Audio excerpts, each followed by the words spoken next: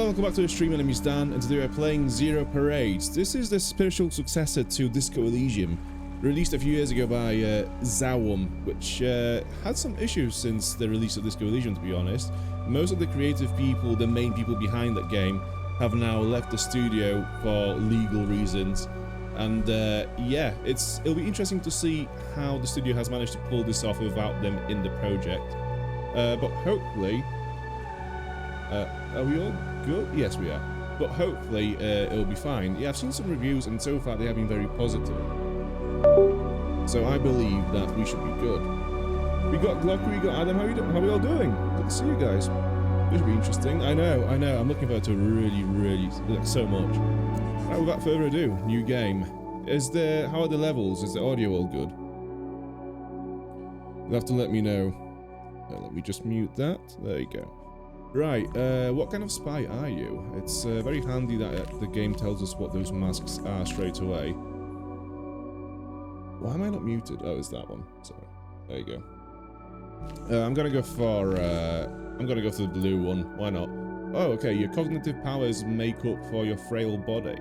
A big brain in a glass jar. Okay, so that's sort of like the smart, weak agent. The most special little spy in the whole Operant Bureau.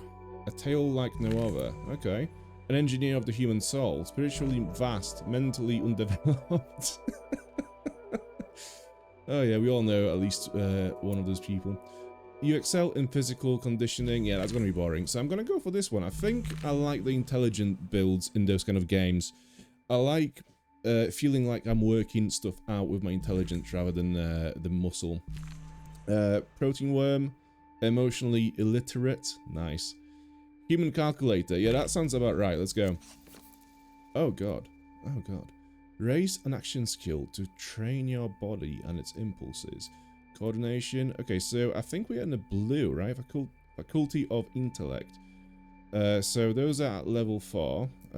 Physics is at 1 and relation is at 2. Okay, so let's go with... How do I... Oh, I have to assign 1 point to strength. Okay, yeah, so this is how many points we have to spend on this tree. Okay, so we got 1, 2, and 4 in here. Okay. Let's go with sensors. I want sensors for that one. Gonna go down to...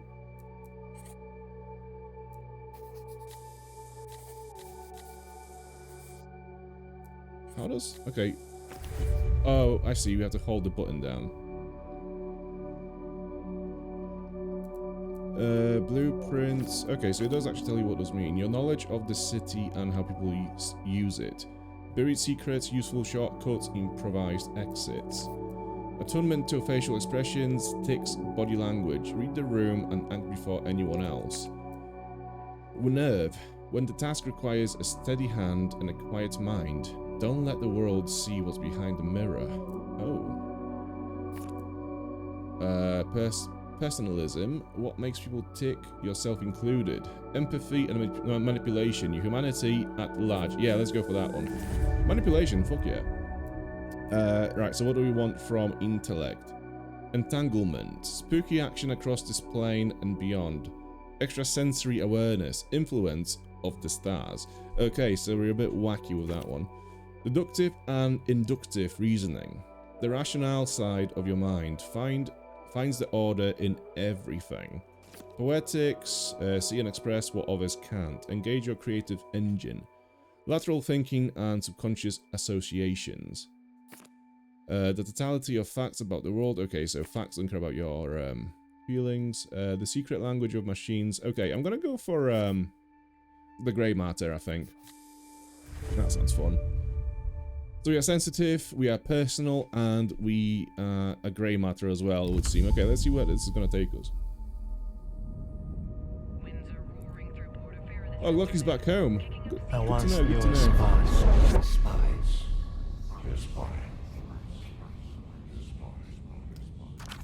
She was brilliant, erratic, cursed.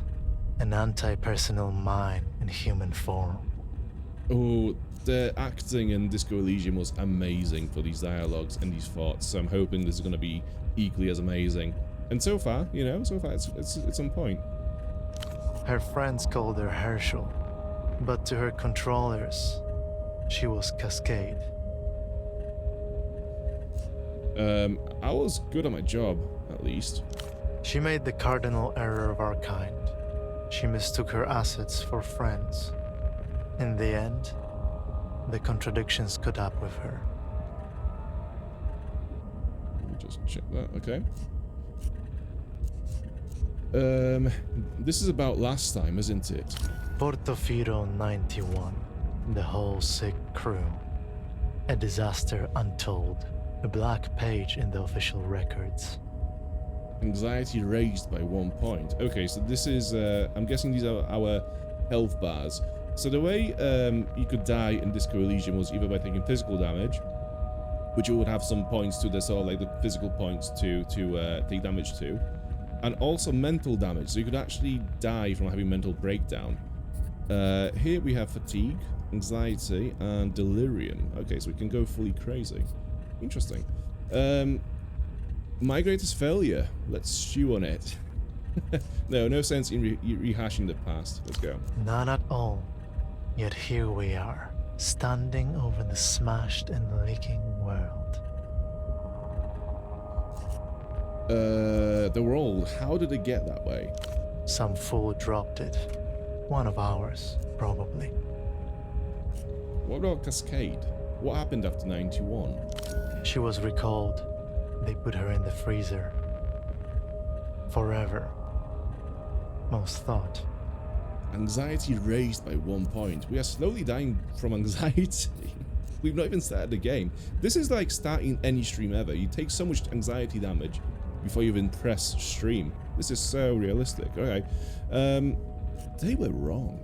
Even in those dark days, there were whispers among the lower sub-levels, where they keep the true believers. Don't count Cascade out. I love how the game is just throwing these names and dialogue out. Like, we know what it's supposed to mean, but clearly we don't. Like, the great thing about Disco Elysium is you were thrown into a situation as someone who was deeply involved with the people and the setting around him. But the character in the game had amnesia, so the amnesia played into your experience. So obviously you also have no idea what's going on. So as the character was slowly trying to learn what is going on around him, so did we. So this initial stage of confusion is very much on point so far. 5 years passed. A little more of the world leaked out of itself. Cascade's controllers ordered her back to Portofino. What changed? Why send me back? Because I asked them to. Another anxiety point. There is a new assignment, Cascade. I was supposed to give you the brief. Oh, hell. Well, okay, I'm here. Where are you? Right here. In an armchair in a safe house above a 24-hour photo shop in the city-state of Portofino. Portofino. Okay, who do you say you were? No one special. Just an arm-like sack of cytoplasm. A special move unique to single-cell organisms. So specific. But before that, I was like you. A spy for the People's Republics. One of the varieties of mankind. Yeah, Disco Elysium had amazing art style and artwork in the game. It's cool to see that it's coming back in this game as well, although the guy who actually created the art style is no longer in the studio. So although it's nice to see this sort of attention to detail and that style come back, it's got a weird like aftertaste to it, because obviously the guy Rostov who made this art style for this game, for these games, for ZAUM, is no longer involved. So it's a bit weird, but yeah. This is a dangerous place, Cascade. I should never have come. Anxiety by 2 points. Okay, so what happens once we get to this point, or that point? Oh, elevated, so we can get to a point of elevation with anxiety. And the limit. Okay, so this must be where we die. I wonder how we change between elevated and limit. Maybe we have like delusions, or I don't know, you know, it's like onset of like insanity. Why? What happened to you?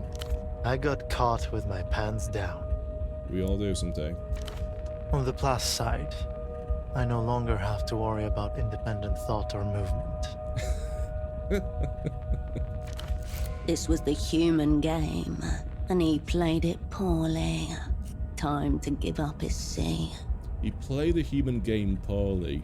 Oh, amazing. And that's poetic, is it? Okay. So yeah, that's another great thing in this game. So as the dialogues, I mean, in Disco Elysium, I'm guessing this is back for Zero Parades as well. During the dialogue, your characteristics do roll skill checks as the dialogue progresses, and you get like those different voices come into your brain and interrupt the dialogue to give you their thoughts, and then you can consider them into your dialogue as well. It's quite brilliant. Hold on.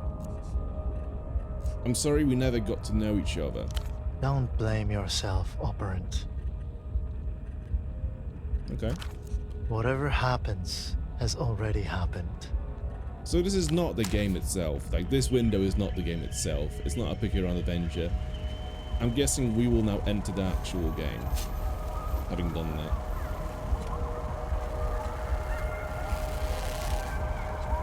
I am so excited for this.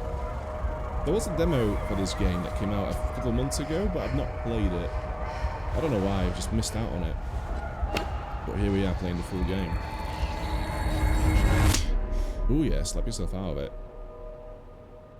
Oh, okay, so we move around with this, look and select with that. Oh, so we just move the camera with the right mouse button, okay. How do we highlight stuff? Oh, there we go. So it actually slows down time as well. We have a few points of interest. Okay, they're all pretty much marked on the map anyway, so might as well just go and explore. How do I use the toilet then? E, okay. The toilet seat is up. And that was a skill check, was it? Nearly identical sets of shirts and trousers, ironed and folded. Okay. Can I do anything about the bed? Before I speak to this guy, I'm gonna go and just interact with all of these dishes, recently washed.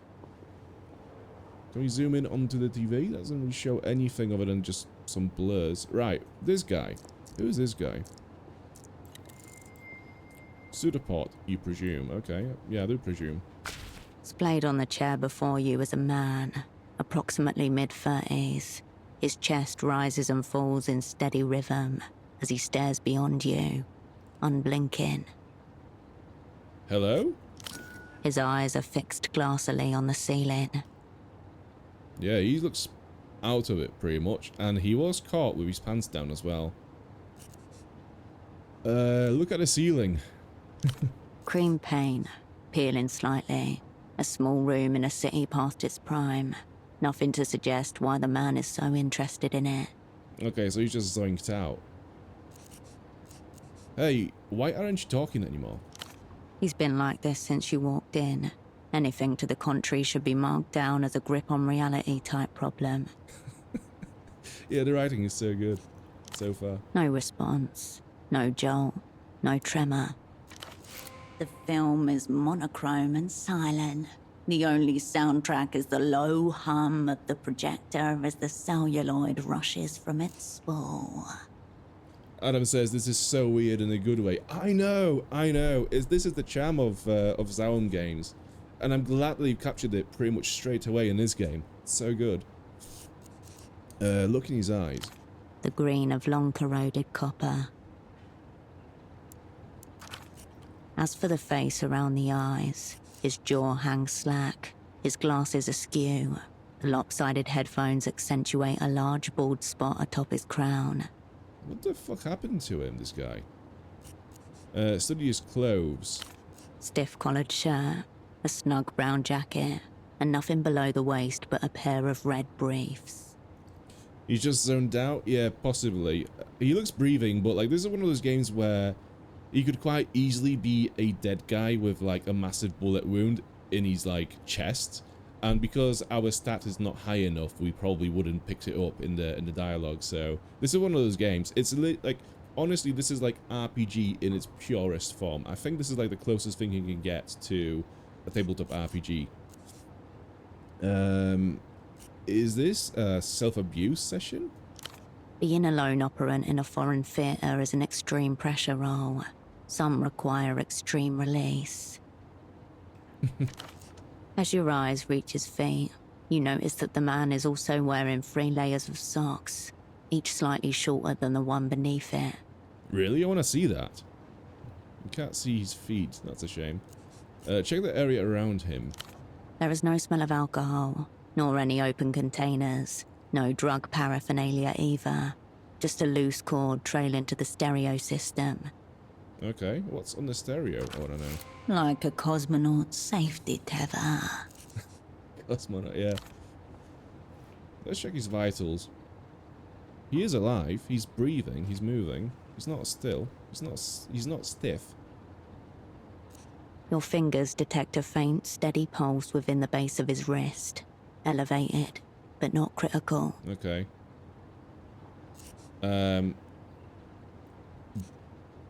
Seems medical. I think that's presumptuous. I think that's a jump. Someone tried to take him out. I'm not sure. If they did, we would see some abuse, right?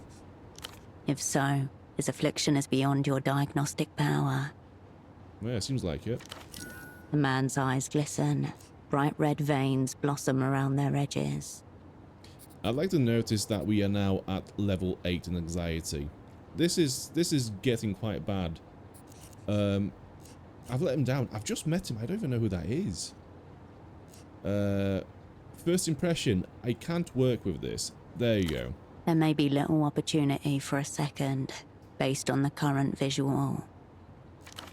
However he ended up like this, the result is the same. Operant lost. Okay, so we're gonna... Anxiety 10. We're gonna write him off. Okay. You wonder briefly how much or how little you owe him. Searching for clues.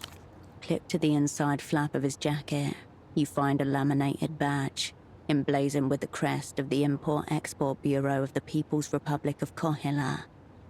Yeah, the botched unaliving was out of nowhere. Yeah, I mean... Yeah, you don't really see anything that would indicate that, right? Maybe there would be like an OD thing, but you'd see some like pills around him maybe, but no. The name reads Esteman T. Below that, a title, Im Ex-Lead Hosiery. Sock Merchant, one of the opera's most battle-tested covers.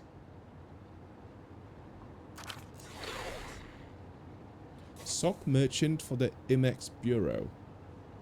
One of the Operant Bureau's most battle-tested covers. Huh? Okay, the word lead burns itself into the center of your visual field. The word lead. Whoa, hold up. Lead. That's what the badge says. Merely a cover, of course. Okay. I detect institutional misogyny at work. Do I? No. I suppose I did fuck it in the official parlance. No, in the official parlance, you. Then you. But not before. And That tells me a lot. Yes, thank you. This explains the 3 pairs of socks. wearing the wares for ease of display. An operant committed to his role. Check his pockets. 3 other things of note. A slip of paper, a business card, and a rock-hard piece of candy. What is the paper? It's a purchase order for 10 socks, made out to Carmuna Pessoa, Fashions and Garments Bootleg Bazaar. Can I check it now in the journal? Oh yeah, okay. Loose ends. Tasks? Loose ends? Okay, so are these like side quests? That is an amazing artwork right here. That is so good. Loose ends. Information that might be useful later. You found a purchase order for the vendor Kamuna. Interested in Sodapot's sock samples. Okay. We need to find this Kamuna person later on. What else do we have? We have dossier. Okay. So this is our character sheet. Yeah. Inventory we can't access just yet. Journal is there. Okay. Experience gained plus 5 XP. Bootleg bazaar. No coordinates found. Some kind of marketplace. And not one you've ever been to. I should check this place out, yeah. It's a lead. Okay. In any case, you just need a local to direct you. I'll hold on to this. The slip of paper grows heavy in your hand. It feels like a baton. What's this we picked up? Sock purchase order, proof of intent to buy a meager number of Superblog socks. Signed by Kamuna Pessoa. Pseudopod's obligations are now yours. You owe this woman 5 pairs of socks. It just dawned on me that this whole thing that we've been doing for like the last 10 minutes is about socks. What's the business card?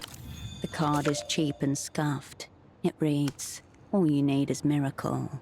Above a cartoonish image of disembodied lips at a phone receiver.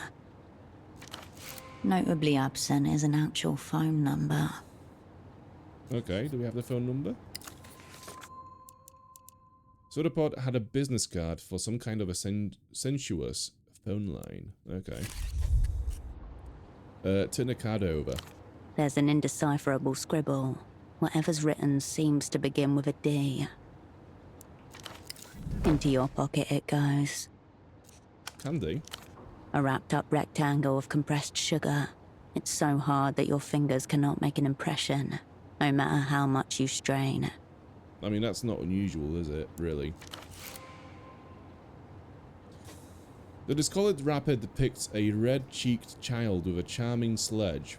You haven't seen this brand in years. Okay, I'm gonna put it back. I'm not gonna eat it. That could be a clue. The candy slips back into the pocket's depths. Enough rifling. You retract your hand from the man's pockets. That's not a sentence I get to hear often. Okay, the assignment. What is it? A snail's trail of dried saliva glints on the side of his chin. Nice. Statehood. Coerce Pseudopod back into service. Okay, so there's actually a 90% chance that we can just persuade him to come back to the world of living. Do you know what? Fuck it, might as well. Let's go. How do I roll it? Okay. Oh no. Our anxiety is now at level 15, by the way. This silent treatment constitutes a Class A war crime against you. Time for intervention. Physical. Where is my assignment? Brief.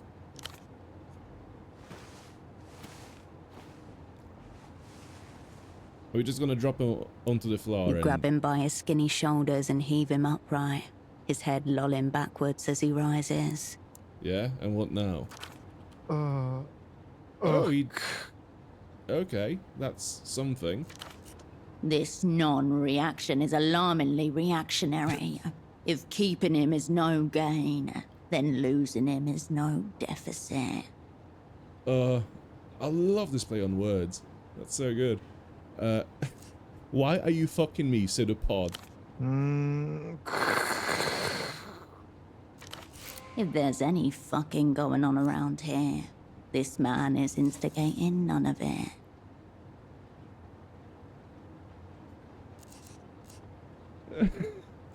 Oh, so good. This is my big comeback. You're being extremely selfish.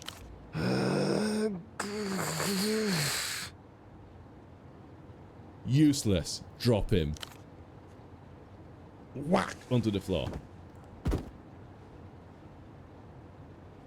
This is not the way to go. This is not the way to be. He lands in an Come on awkward now. position, a cut string puppet, bony hips raised to the air like antennas. There's your brief, operant. Yes, I would say that the first case in this game, in this case, has been success. Flaunting a reactionary pose. Further insult. Leave the brief hog where he lies. We haven't achieved anything really. If anything, we've managed to make it worse somehow. Sorry, you made me do that. He does not respond, though if you didn't know any better, his deserted eyes seem to be urging you towards the bathroom. Okay. A drop of blood shines on his lip. He must have bitten his tongue on the way down. Out of his chair he looks smaller, more fragile, and deeply lost. Thousands of miles away, his mother flinches in her sleep. Okay. That's not relevant, but could we not just put him back in the chair instead, or like maybe on that bed? So, rough start. Let's try again. Are you looking forward to working together? Okay. I just had a massive disassociative episode. Very intense. You were talking to me. Okay, whatever happens has already happened. Saliva leaks from the corner of the man's mouth and pools on the floor. Well, I guess I'm sorry we won't get the chance to sell socks together. Okay. You don't think this is my fault, do you? Stop you there. It is. Okay. Okay, I'm gonna leave him in peace now. Let's check in again later, shall we? Yeah. Nothing more to be done here. Your double didn't notice your arrival. He doesn't notice your departure either. Yeah, I think it was a bit better when he was in his chair. I agree with that one. I mean, I would have maybe tried to put him on the bed. There's a massive bed to the side, but no, we'll just leave him there in a doggy style position, like this. A mid-range stereo system set to standby mode. Can we play it? So if I get close to it and I press E, no. So what do we have here?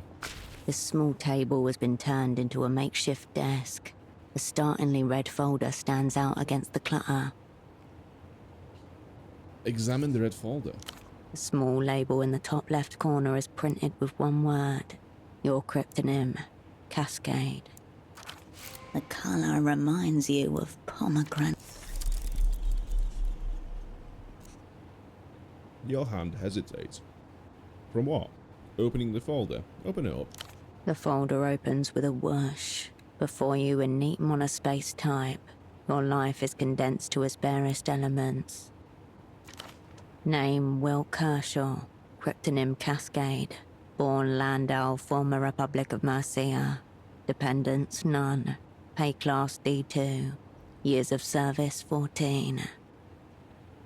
I don't know though.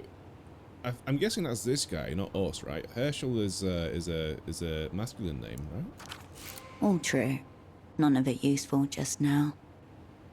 Childhood. Bourgeois, typical. History of student radicalism led to persecution by monotheist reactionaries. Fled to People's Republic of Kohila. Embraced post-historical materialism. In short, born capitalist, reborn communist. Okay. Well, okay, I guess that was us. I only said that stuff so they let me in.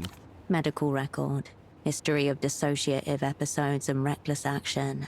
Gunshot, chest. Retained bullet. 10mm pre-service. Sexuality. Homosexual tendencies. Unconfirmed. Might be gay. Maybe. We're not sure. Confirmed. Suicide risk minimal. Ideation only.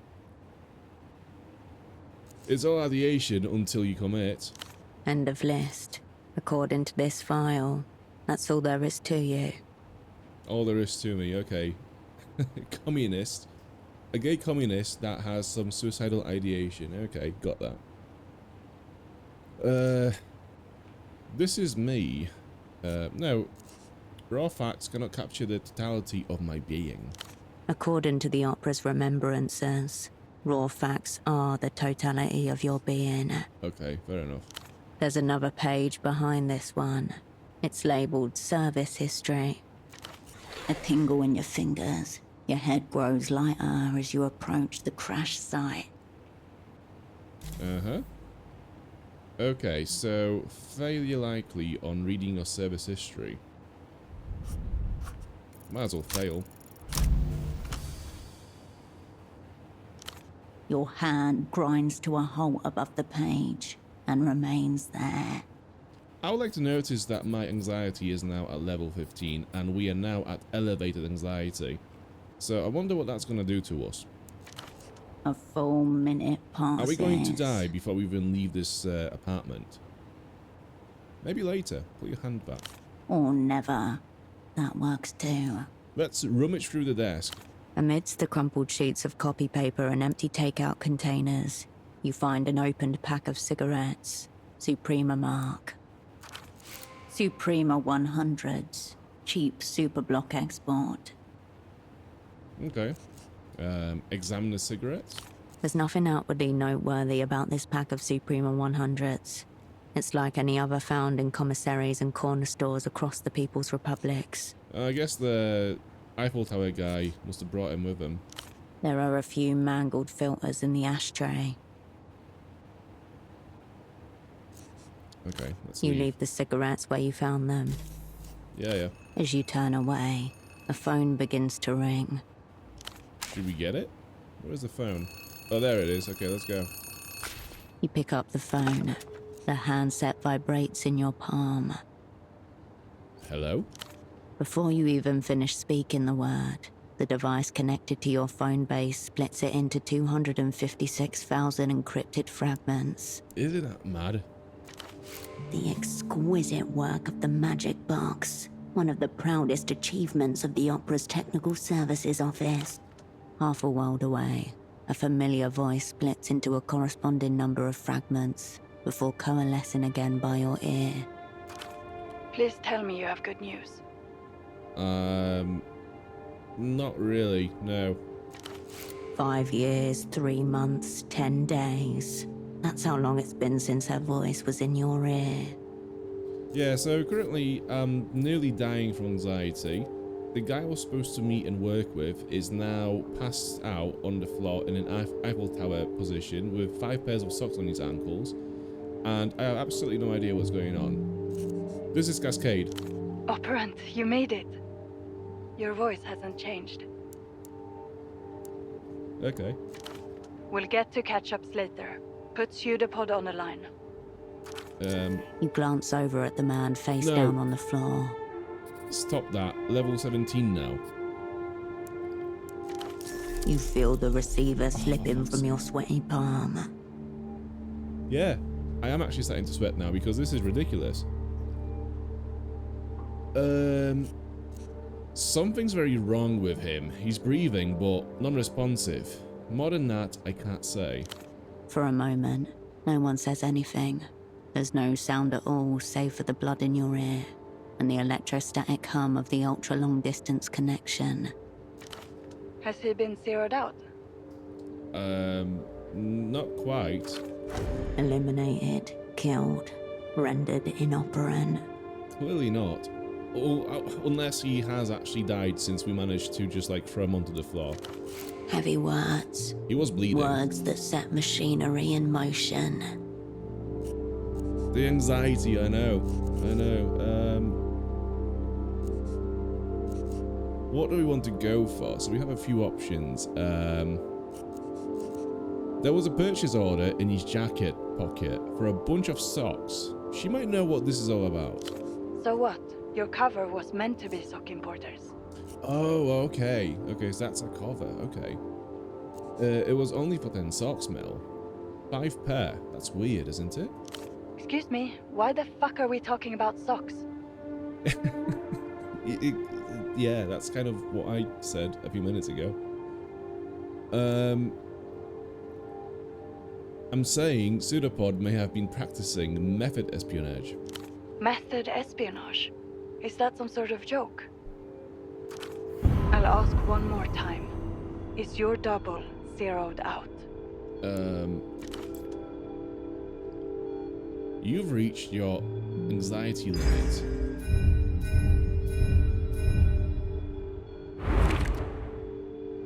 You've reached your anxiety limit. Lower a skill to mitigate the damage. Oh. Statehood, blueprints, or cold read. Jesus. Okay, so... Social force embodied in presence and coercion. Command and intimidate others. Internalized propaganda.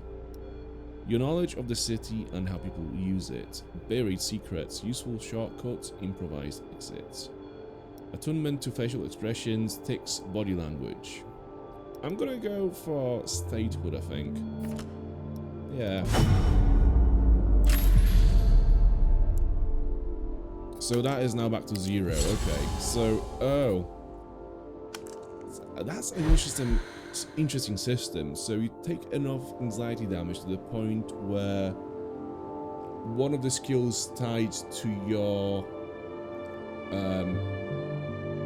what do you call it, to how confident you are, suffers by 1 point. That's actually really interesting. That's pretty cool.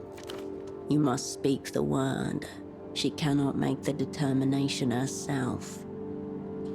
Like, you can literally take enough emotional damage for your character to become traumatized.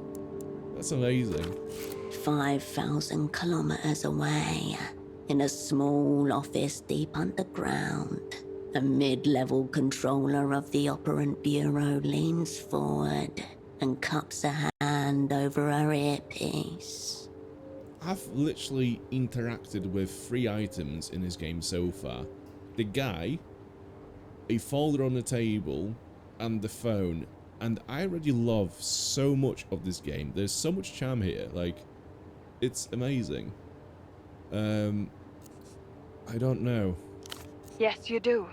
Is he zeroed out, Operant? He might still be in there somewhere. Cascade, is your double zeroed out or not? No. Yes? No, he's not. Right. I wonder which it is. Have our enemies blown us up already? Or is this just another day at the basement massage parlor of spy services? Fucking hell. The opera's going to hang me by the toes. Again. For you, it's back to Satellite Facility B. AKA the Freezer, the Opera's labyrinthine archival complex, where the old, useless, and discredited are consigned until they're dismissed or die of despair. Forget that. Spy more, spy harder. Spy how? You haven't even got the assignment.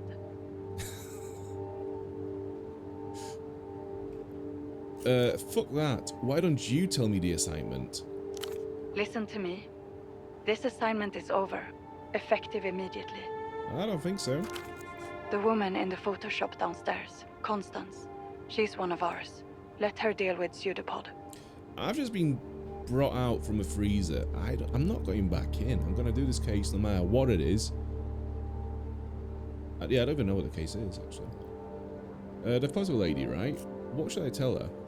Do not tell her anything she doesn't need to know. I don't know anything worth knowing, so... As for you, we need to get you on the next aerotram out of the city. Even as your controller is speaking, your mind is settling back into familiar grooves. The old mechanisms slide and click into position. Okay, so far what I'm gathering from this is that we are a spy. We have been frozen until we were needed for a mission. We were woken up from the freezer. We wake up and we find our partner like KO'd on the floor, on the chair, whatever it might be. And our handler, who I'm guessing is the person that manages the contracts and the spies that get the contracts, wants us to retreat. And we don't really know what's going on either way. So that's what I'm getting from the story so far. That numberless phone line may be worth investigating. Perhaps the room contains other leads as well.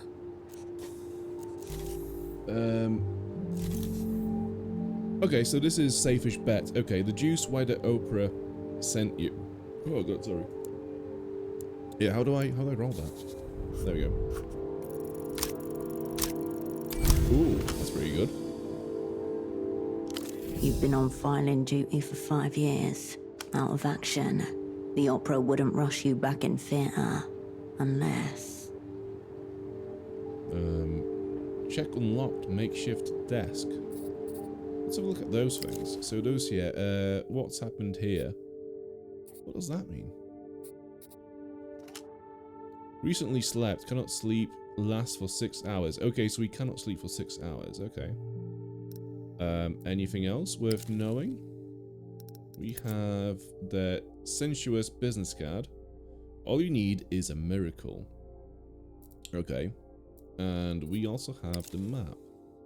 So the map is currently still a mystery to us. That's fair enough. Journal. We have a journal there. That's the same thing as we had. So what is... We've picked up a... What is that? That check unlocked. Oh, it's the Grey Matter check that we just did. Okay. One of the whole sick crew reached out. A half moment's hesitation. Where'd you get that idea? Not a denial. Proceed. They asked for me specifically, didn't they? There should still be flights departing for Superblock territory tonight. Make sure you're on one of them. You can't make me do anything. That's a directive, Operant. This assignment is over. Get on the next tram. The tram. Sure, on my way. If what you're saying is true, enemies abound. Don't get yourself zeroed out. A click, and the line goes dead. So maybe he is zeroed out. Maybe this is like this world's version of like getting someone done. You know, getting someone unalived without them actually being physically dead. So you're not done for murder if you get caught. Maybe that's what this is. I don't know. Oh, we have some trousers in here. A pair of men's trousers are hung delicately over the shower rail. If Pseudopod's pants were attempting to flee the scene, they did not make it very far. No, they have not. Search the pockets. The front and back pockets are completely empty, except for a few pieces of linen. Your hoisting must have compressed his lungs somehow. Unless... Search the pockets again. Thoroughly. You discover a small extra pocket inside the front right pocket. A pocket disguised as a pocket. You slip 2 fingers inside and come away with a neatly folded sheet of paper. Okay, hello there. The page is notebook-sized and perforated along one edge. It reads, THA 7LESAPR 032 WIFO 9W TBGFL W25. Okay, so that must be a code for something. Obviously, we haven't got a clue how to solve it at the moment. Half a cipher. The language of spies. You've carried papers like this, folded up and hidden away in secret pockets and compartments. Totally meaningless, yet no meaning can be made without it. Nice teamwork, Pseudopod. Give him a thumbs up.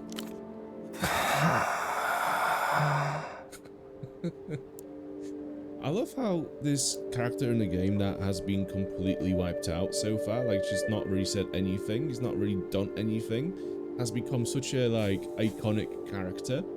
It's amazing. The pack of cigarettes on the desk. You missed something about them. Why are they hanging in the bathroom? One of the many mysteries concerning men's trousers. He was trying to smooth out creases with shower steam. Can I examine them again? Brown, shapeless. Okay. You leave the trouser. Yeah, I think that's it for the trousers. Do we have anything else in this place? I really want to listen to this stereo. Following like the cord from your double's headphones, You come to a mid-sized home stereo resting on a sideboard. Okay, finally. I was gonna say, I'm sure there must be some kind of a clue being played on the stereo. There's a reason why he was sat there with his headphones on. A prototype 0909 50-watt with multi-disc changer. Last generation model. Designed for affordability at the expense of power and clarity. Okay, so check the disc. Through the translucent view panel, you see a single red disc loaded in place. On the face of the disc are the words, Ultravioletta, you but from a dream, handwritten on thin strips of tape. Okay. So what's this?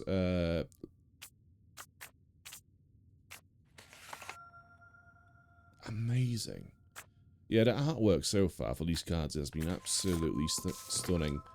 Your controller, Melita, tried to call off the assignment as your partner is incapacitated, but your gut tells you he was onto something. Find a good reason to stay on the job and you'll save yourself from professional obsolescence. Piece together what Pseudopod did before you arrived. Okay. You don't recognize the artist. No.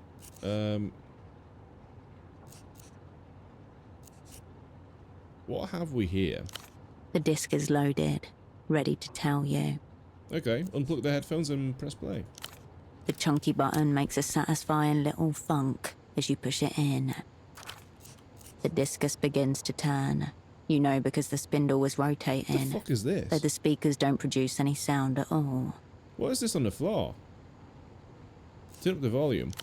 No sound, save the thin layer of static that lines the inner cables. Amateur wire work. Keep listening. The music player blinks, slowly. Delirium Or do you? 7, a 6? You can't tell. Keep listening. The silence is being overtaken by a different silence, like the slow darkening of night across the wall of an empty room. Listen a little bit more. This new silence seeps into every corner of your body, loosening fixtures, rattling drawers. The headphones, yeah, Lucky says the headphones, yeah, maybe they have like a special sort of speaker in them that would play whatever is being played at the moment. Although weirdly enough, we are getting some kind of a music being played to us at the moment. Alright, is this thing broken? It doesn't appear to be. The disc is spinning the way it's meant to. Let's see if we can use the headphones. An artifact of no substance onto which nothing of substance has been recorded. See, at the same time, like, I kind of want to see where listening to it is going to take us, but at the same time, like, I've literally managed to get to 11 points of delirium in the last 2 minutes. So I don't know. I don't know. Okay, let's listen to a little bit more. There is still no sound, but in your mind an image forms of a blasted heath, a smouldering circle at its center. Figures in tattered robes stagger and sway on the horizon. Yeah, I'm gonna... what's going on? Nothing. You're simply playing a disc on a common home stereo system, the sort of thing millions of people across the world do every day. This is what must be happening to you guys watching my streams and my videos in general, just like waiting for good content to come out and just slowly getting more and more delirious about it. It's like, no, one day it will get better.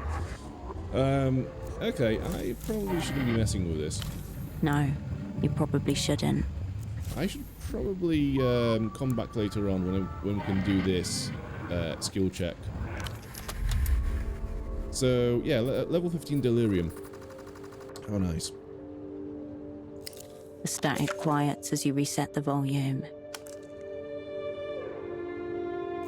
Okay, press eject and take the disc. A brief internal hum. Then the disc slides halfway out of the machine and waits there like it's trying to hide from you. You remove the red disc and place it into your pocket.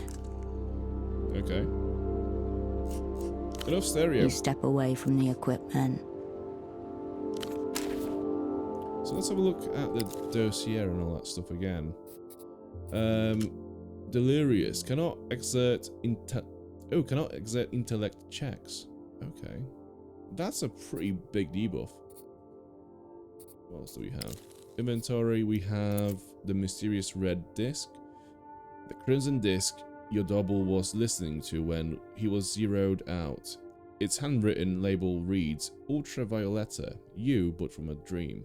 I wonder if whatever happened to him has been the effect of him listening to this, maybe? And obviously we have our loose ends. Okay. So how do we get out from here and go speak to the photo lady? Even though we are delirious. This is the door you came in from. Muffled voices rise from the shop below. Yeah. Can I put him somewhere? You return to your double splayed, upturned body. No, I'll just leave him there then.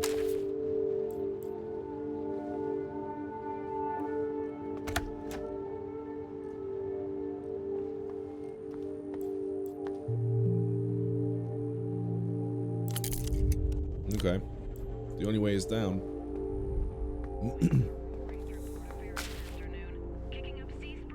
Enough!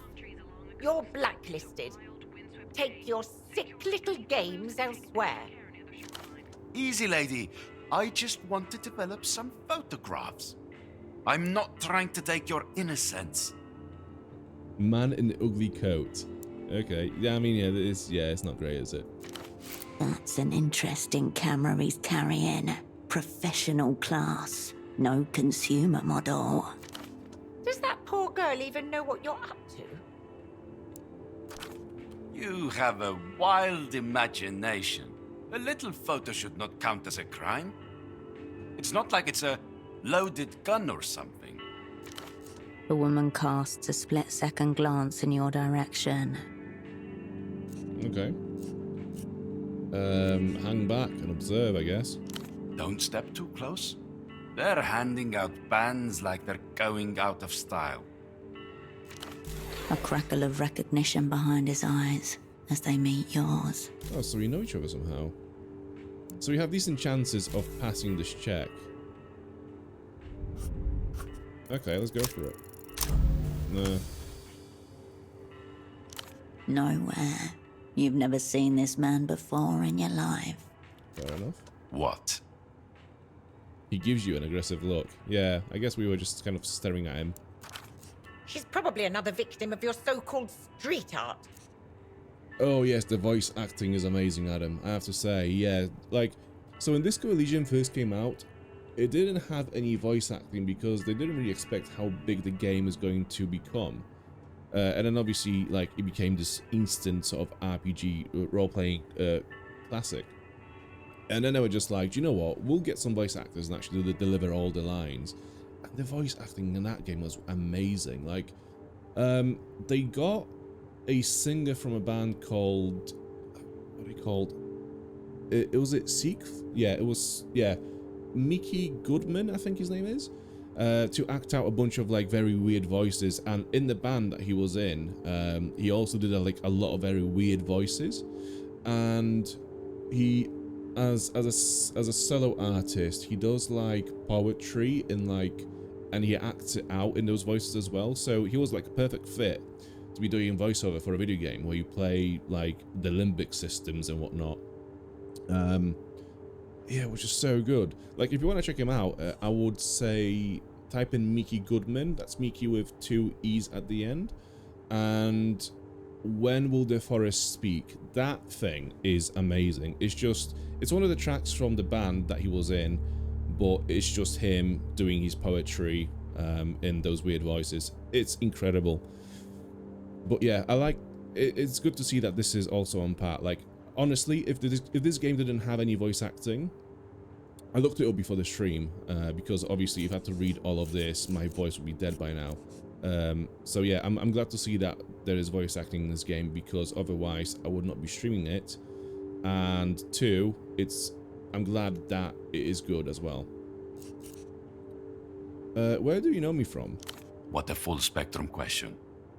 Perhaps you've been huffing photochemicals with this confused woman. Very well. Photo 24 can have this round. Thank you for this extreme stress I'll now carry through my day. God, that is an He gives you one ugly more jacket, glance as isn't he it? leaves. Garish coat flapping behind him. He knows who we are. We must have met him somewhere before.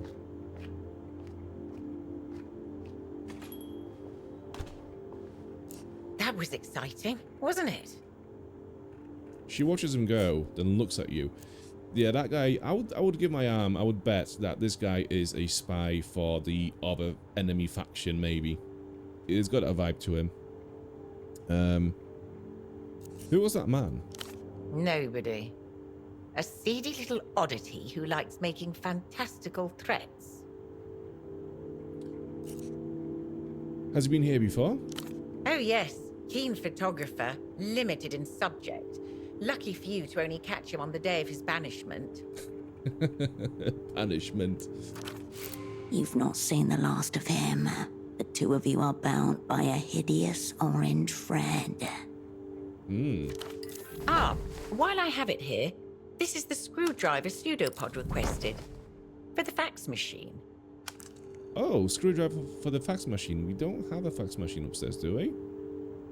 Item gained. Operant toolkit. This toolkit looks so empty. Barely usable in its current state. Fortunately, it appears highly expandable. Okay.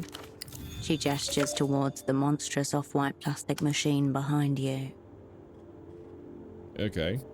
Inventory, let's have a look. A modular tool holder. First prototyped by the Defactor Belkov in 47. Its utility is entirely dictated by having the right extensions installed. So this is something that we can develop as we play the game, I'm guessing. And it is held, so how do I hold stuff in my hands? I don't. Do you have any meds? Clothing? Tools? Okay, so this is like the overall inventory. And these are the different categories of the inventory. What do we have? A classic Vostatok, slicker tailored for the city's month-long downpours. Its English. Its opacity shifts with the weather. Once sparked rumors of a hunting in Satellite Facility B. Brown loafers with a unique eyeball-shaped buckle gifted by an old friend. Those are fucking weird. There's a chewing gum on there as well. Perhaps meant as a reminder there are eyes everywhere. Sensible, straight-legged and clinched around the waist for appropriately bureaucratic discomfort. Oh yes, bureaucratic discomfort is very much a thing. Neck protected, guns out. 30 identical units are folded in a darkened closet back in Navassa. Speaking of, where is your double? This woman could be a valuable source of information if you can prise it from her.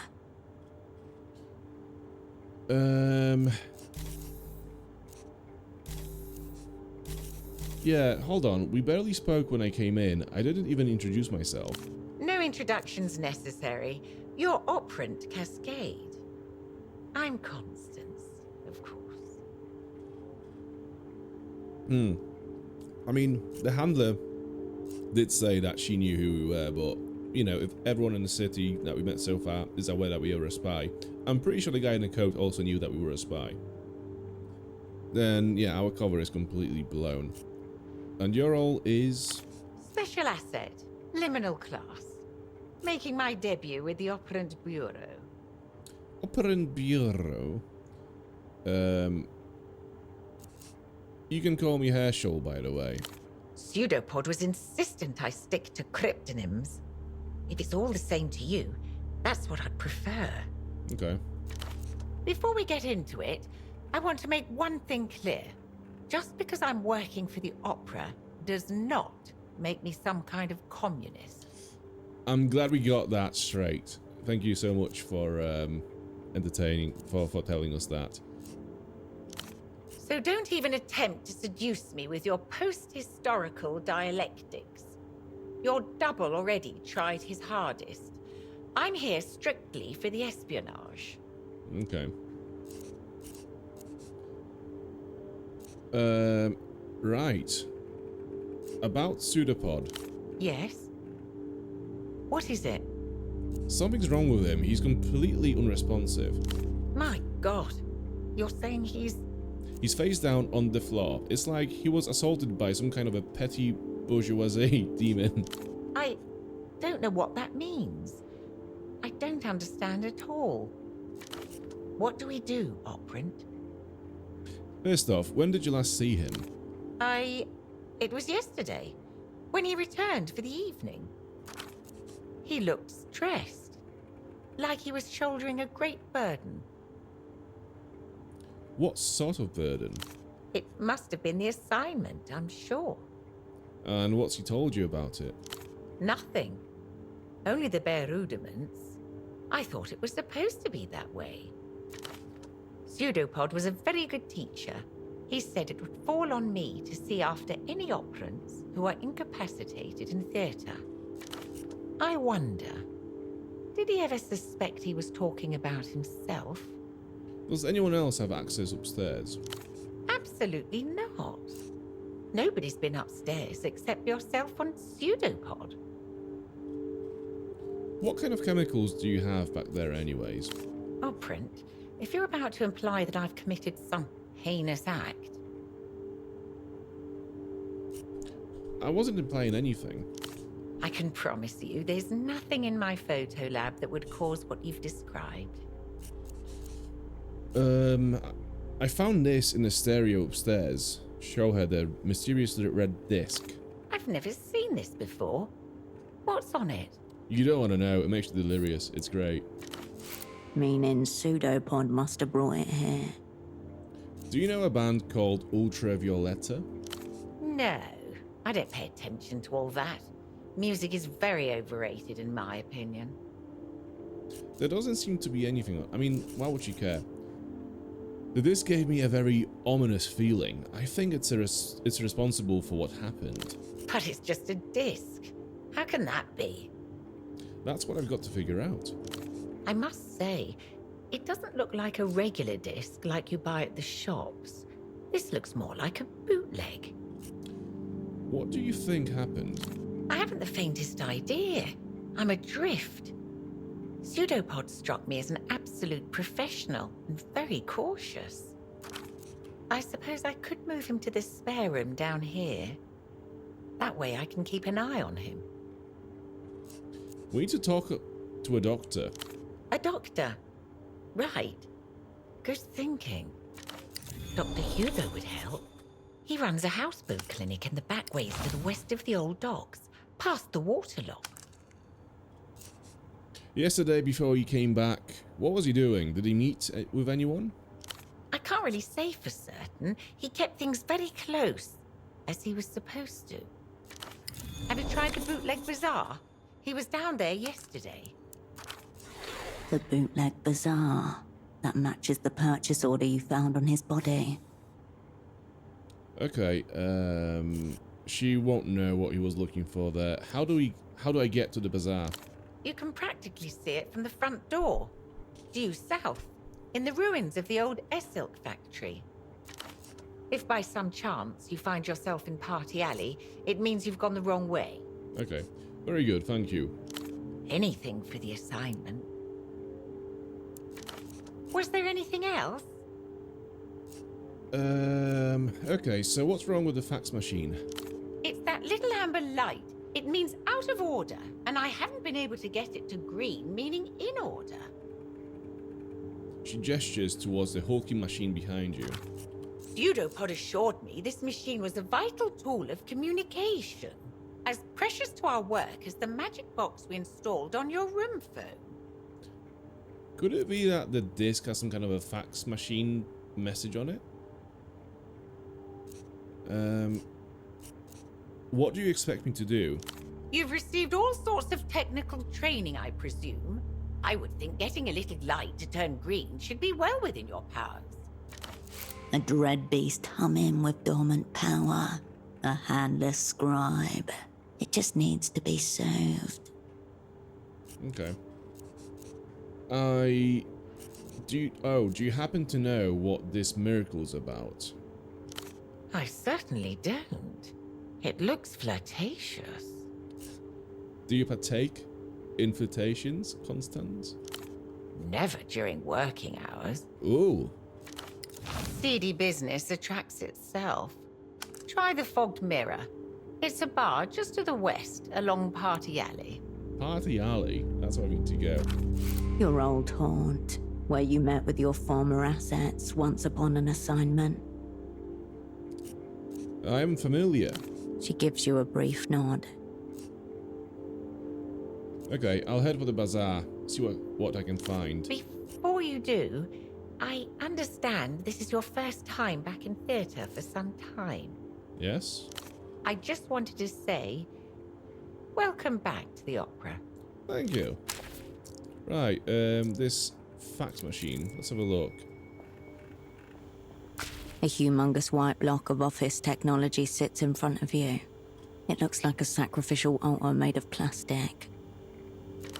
Inside, mechanical parts are assembled in such a way that it can scream analog messages across huge distances. Remove the panel. Your screwdriver makes short work of the starhead screws holding the side panel in place. You set them aside one by one and gently remove the plastic panel. Okay, let's try to fix it then. Oh, success. The holy innards of the facsimile machine reveal themselves to you like a sacrificial animal waiting to be interpreted. What have we got here? You're looking at a Sugar Hill Executive Series 2, a cursed model, plagued by numerous debilities, most commonly a chronically misaligned paper tray. I want to know if I can put this disc inside of that fax machine somewhere.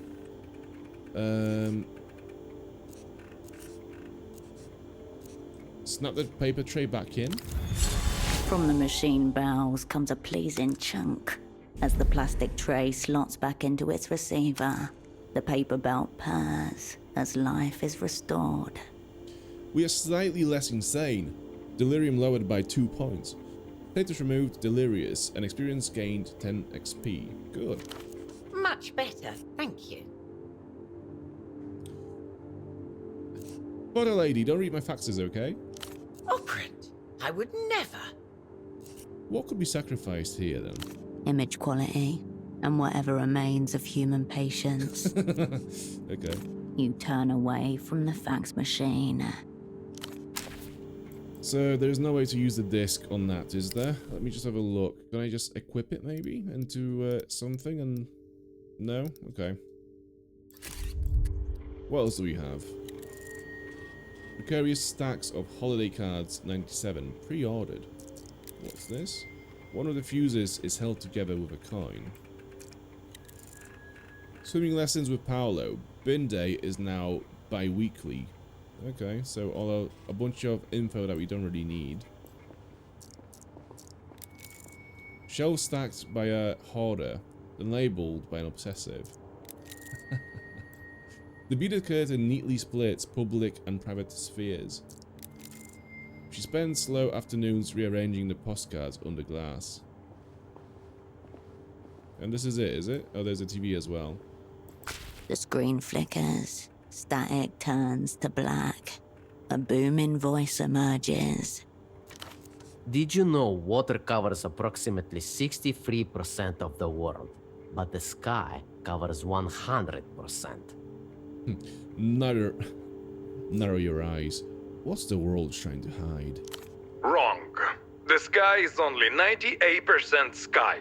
The other 2% is used to cover up the fact that they replaced the moon 4 times. On screen, there appears a man with a paper bag over his head. He gesticulates wildly. But they don't want you to know that. That's why they're coming for me. But not before I tell you the truth. The screen warps and color shifts. Between clips of the bagman talking, a phone number flashes urgently. Write down his number. You jot down the digits as Bagman watches on. New loose end, you made a note of the call-in number for Bagman's TV show. The reality situation. Experience gained by 5 XP. Who and what is this? I am Subcommandante Bagman, and this is the reality situation. No breaks, no filters, no cowards. Okay, a political influencer, it means then. Subcommandant, who gave him that rank? This is a war, and I don't take orders from anyone, especially not reality. Ah, not reality, yeah, we need to abandon reality, to be fair. This man is a lunatic! The moon is a projection beamed from the seafloor by machines so advanced, they look like rocks. Okay. Keep watching. I know about the Boers. I know about iodine. La Luz's invisible aircraft carriers, weaponized nostalgia, microbial microphones, lunar obfuscation programs. Wait, what was that about imprint? For 300 years, the Lusian elite have been producing psychic copies of themselves, all to preserve the consciousness of one man, the original techno-fascist. How come are we interacting with this TV show? We're not on the phone to it, are we?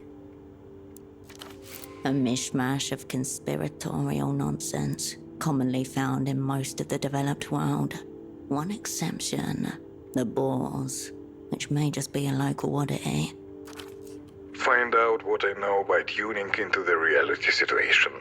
Airing until they shut us down. Okay, turn away from the TV. The sounds from the commercial fade. I'm just going to quietly judge Constance over here for having this TV on that channel while she works.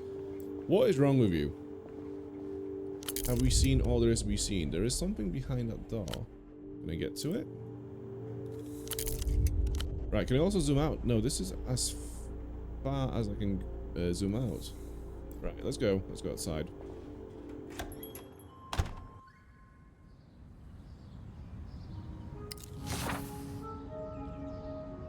District discovered. Party alley. Open map. Oh.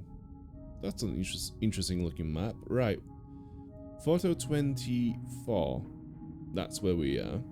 Over here, right? Okay, so Bazaar is just down the road to our right. Her left. A sour smell rises, drawing flies and scuttling things.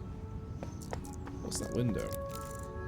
The pale, crisp glow of reading lamp shines from the window. Beyond lies a mountainside layered with residential buildings. Who are you? Two species of ivy crawl over the railing. A jaunt invasion. We have funky looking cars as well in this game. This tuk-tuk has parked for some time.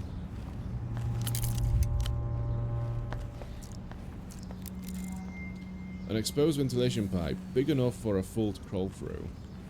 Okay, that could potentially be a passage somewhere later on. A portrait has been stenciled over the movie poster. Homegrown bullets. Perhaps there is such a thing as a perfect animal. Right, who's this guy? My son dresses like a Lusian now. It's disgusting. A new dress like a hobo. A small miracle to have just one tail missing. A luscious display. Right, where is the bazaar? Hey, tall lady. Okay, I'm gonna get to you in a sec. I'm guessing you're talking to me. What's up here? Gonna get through those machines. The bin is no longer hungry. Okay.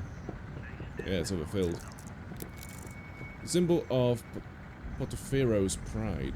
What a tram.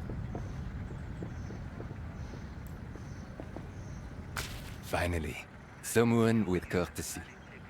Do you know when the night is coming? No. A handsome man shifts in place, glancing over his shoulder towards the tram lines. Suitcases surround him. I'm looking for the bootleg bazaar. Know where it is? Simple. It's just over there. Okay, thanks for your help. A man turns back to his suitcases. You keep walking. Yeah, I'm not going to talk to him about my partner and the case and stuff. It's just a random dude just stood in the street, right? Is that a phone? There's a phone icon on here. What does that do? You pick up the payphone's handset. A dolphin emblem smiles at you, its eyes wide. We could call the bagman already, but are we ready for this? I don't think we are. Look at a dolphin emblem. The emblematic animal of Portofero's main phone company, Reno Tower.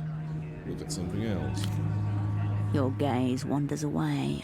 The dolphin doesn't seem to mind at all. Poke the nose. Your finger depresses the yielding material. Anxiety lowered. Up, down, up, down. Sensual pleasure. You watch the dolphin pop back up, then squish again under the changing pressure of your finger. You lose track of time as you repeat the action. Let's call this Miracle Place, shall we? You do not yet have the number of anyone else in this city. Hang on a minute. How do I use the number from the business card? How do I... Why can I not call this? There is a number on that, right? What about the journal?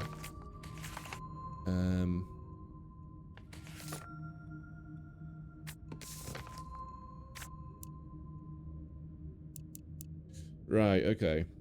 Well, we could call the bagman already, but I want to call the number on the Miracle business card. What about numbers outside the city? There is only one. Melita, your controller. Oh, that's right. She'd only tell you to get on an aero tram back home again. A direct order which you have so far disobeyed.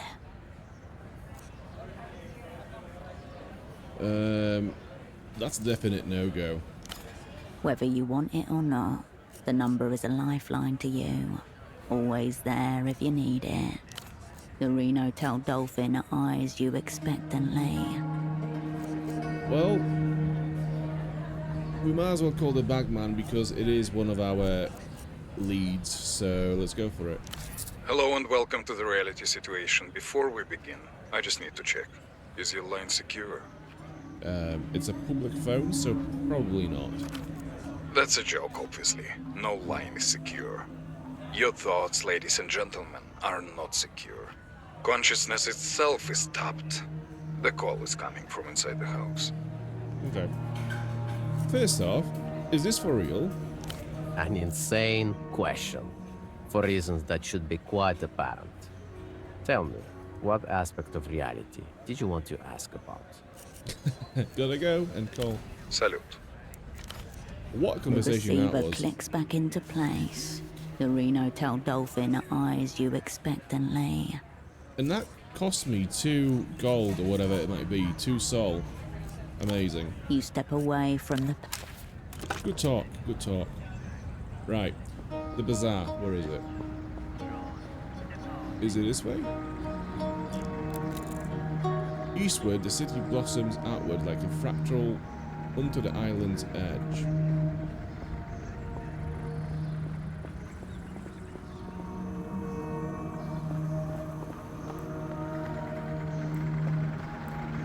Another ugly The coat. young man leans back, his gaze slowly tracing your outline. Both of his eyes drift outwards, as if pulled by different horizons. Oh, no voice acting to this guy, okay. Hold up, before you say a word. Are you single, or is this punishment for my voluminous sins? Single with vengeance. Alhamdulillah. Now you came to me for a reason. Tell me how I can help you. You running some kind of a business? The business of you. You walk in here, you parlay with me, you already have sold. The other half? I'll take care of that. Order my services. Okay. Do you know the way to the bazaar? Right across the roundabout. But you don't need to mess with that. All the hustle you need is right here. Should have went west of the roundabout by the sounds of it, not east. Okay. What kind of services do you offer exactly? Baby, not only am I a businessman, I am a purveyor of taste. I curate high-class aesthetics and deliver low-overhead miracles. Sometimes it's fashion, sometimes it's conversation pieces. And I got fresh weed, too. Of course. Okay. I'm not going to spend any money right now because I don't actually have that much money. You might not be able to see it because my camera is on top of it, but we have 24 sol. So yeah, none of this is actually that appealing to me at the moment. Do you sell any other drugs? Just weed, on account of it being part of my religion. Everything else is hot on me. You don't have to use it to sell it. You're sure? I said all I can say on that. Where'd you get all this fascinating stuff from? The universe provides. If you ever need to help yourself to the world's supplies, I have just the thing. Presented between his finger and thumb, a small but sturdy metal prong, a lockpick. Why not sit up in the bazaar? You'd get more traffic. What? With the neon bibs, Lucian snacks, all of that? That's not my movement. Here works for me. Making moves on my own accord. And I don't do bootlegs. Ever. Okay. What's wrong with bootlegs? I don't mind the aesthetics. It's not about the quality either. It's the principle of them. Whenever someone says bootleg, all I hear is almost. You almost got money. You almost got taste. You almost. I don't know. Okay. We're gonna let him think. I don't know how to explain it. Shit is just hollow, you know? And I don't mind anyone wearing this stuff. Maybe that's all they can afford, but you live long enough and close enough. Maybe you start to forget the real shit. How fresh is this weed? The freshest. Astounding. Must have been harvested just a few days ago. How potent is it? You'll be seeing lizards and volcanoes with this strain. That's not a guarantee, but it's not a lie either. I mean, I'm already almost delirious, so I think I'm fine without any substances. Right. Tell me what's on your mind. Personalism. Prove you can be trusted with the other drugs. Okay. We need to reach level... No. So, what do we need to roll to get this check? Roll 2 dice. Roll at least 10. Okay. Yeah, let's give it a go.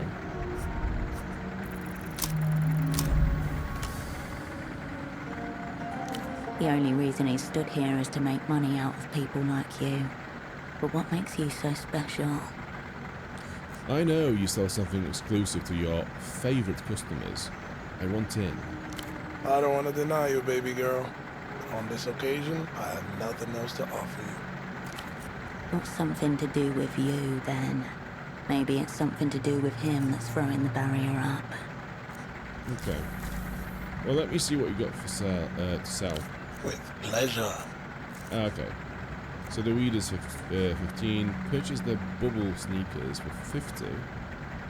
Space program tracksuit, 25. Sunglasses. Okay. All right. Tell me. I'm gonna leave him. Let's go to the bazaar at last. What else do we have here, actually? What's this? Something's in there. Right, can I open it? Requires a lockpick. Didn't this guy have a lockpick? Actually, you know what? Fuck him. I'm gonna go to the bazaar.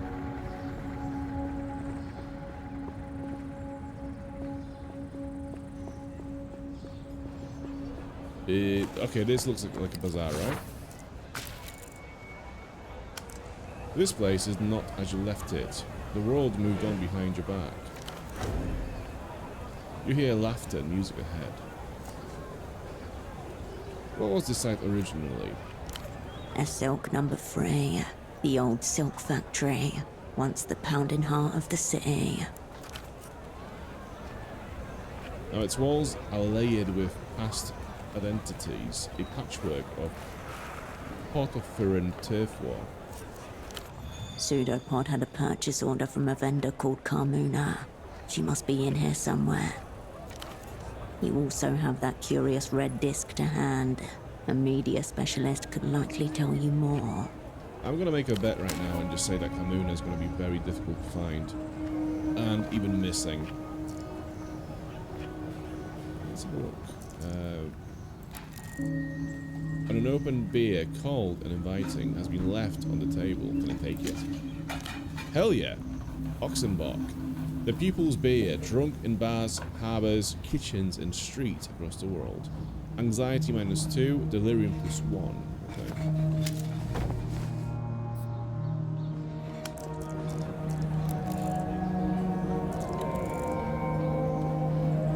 I'm just going to click on all the things as well just to see what they do. I'm not going to read all of them though because there's a lot of things actually. Just want to see what we can interact with. What's this though? I'm not going to pronounce that, I'm going to butcher it. Keep closed at all times. I'm going to The open fire it. exit stands conspicuously ajar. Someone has wedged it open with a ball. Oh yeah?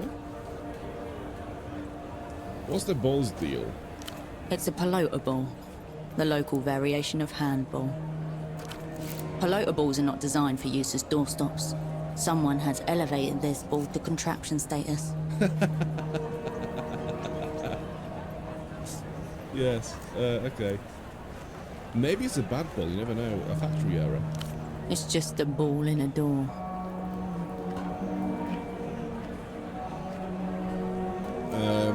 Look where the door leads. A dark hallway. At the opposite end, you can just make out the bottom of a metal staircase. Do you know what? I'm going to leave it alone for now. The tableau stays undisturbed. We might go in later. I just feel like that's probably going to be... we won't be able to achieve that much in there.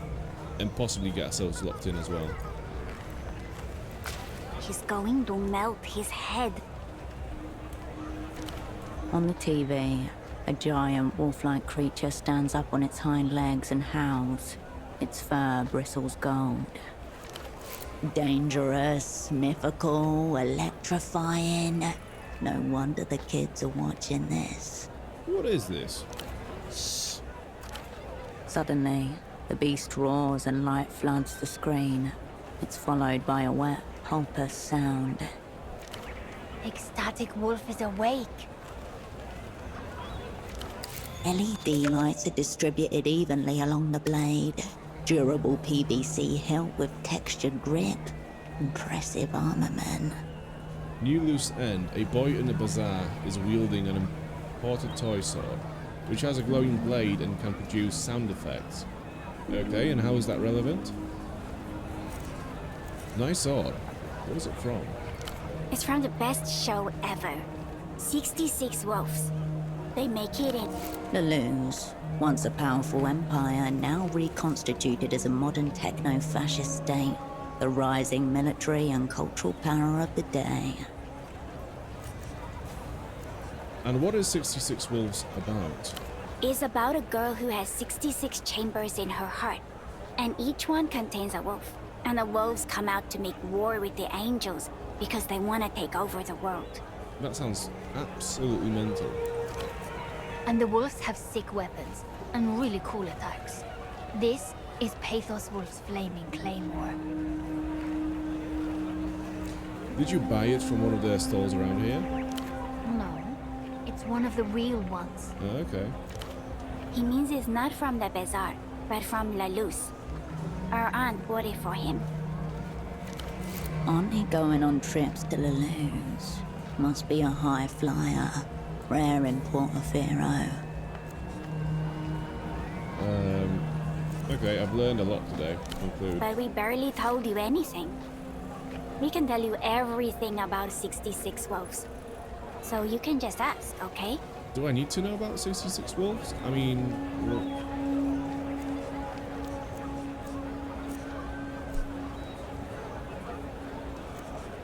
would you be willing to part with that sword? My sword? But it's my sword. I need it. Let's be logical. Whoever needs it more, you, obviously, should have it. It's for top secret grown-up stuff. How long? Just for a couple of days. Maybe that's not so bad. Our aunt got it for him for his birthday. He can't just give it to you. If you want it, then it has to be fair. With honor. Alright, I'm listening.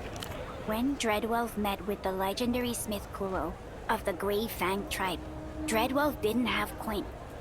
So she traded her Eventide pendant that she had since she was a pup, so Kuro would make her a dagger. The Phantasmal Stiletto. It's so sick. So you have to offer something big, or else it's not fair and he keeps the sword. Okay, so there is a very, very bad chance of us actually getting the perfect skill check here. So, what else can we do? Or just say later for now. The children ignore you, entranced by the television. Alright, where is this lady that we are looking for? A jumble of discs from artists you've never heard of. Right, this is the stall that we need to speak to. Who's this guy? Off-brand drivers, cheap plastic housing. Rare media vendor, that's the guy we need. The man gazes down at a crate of cartridge discs, eyes narrowed, lips drawn. Veins rise like old roots beneath his thin skin. Mass-produced excrement. These animals pleasure themselves in it. I'm not here to buy something. I just want to ask you some questions. That's right. We are quite a ways from you buying something, my friend. You see this? Each one guaranteed for 10,000 replays. Obscene. What is this weird change of audio quality between this line and that line? Was that supposed to like indicate I turned around maybe and like he, you know, kicked something, or was that just a weird glitch that happened in the game? That was odd. No one will ever get it the way he does. Ooh. Are you talking about music? No. I'm talking about cultural ephemera. Yeah, again. The quality of the audio of his voice is weird.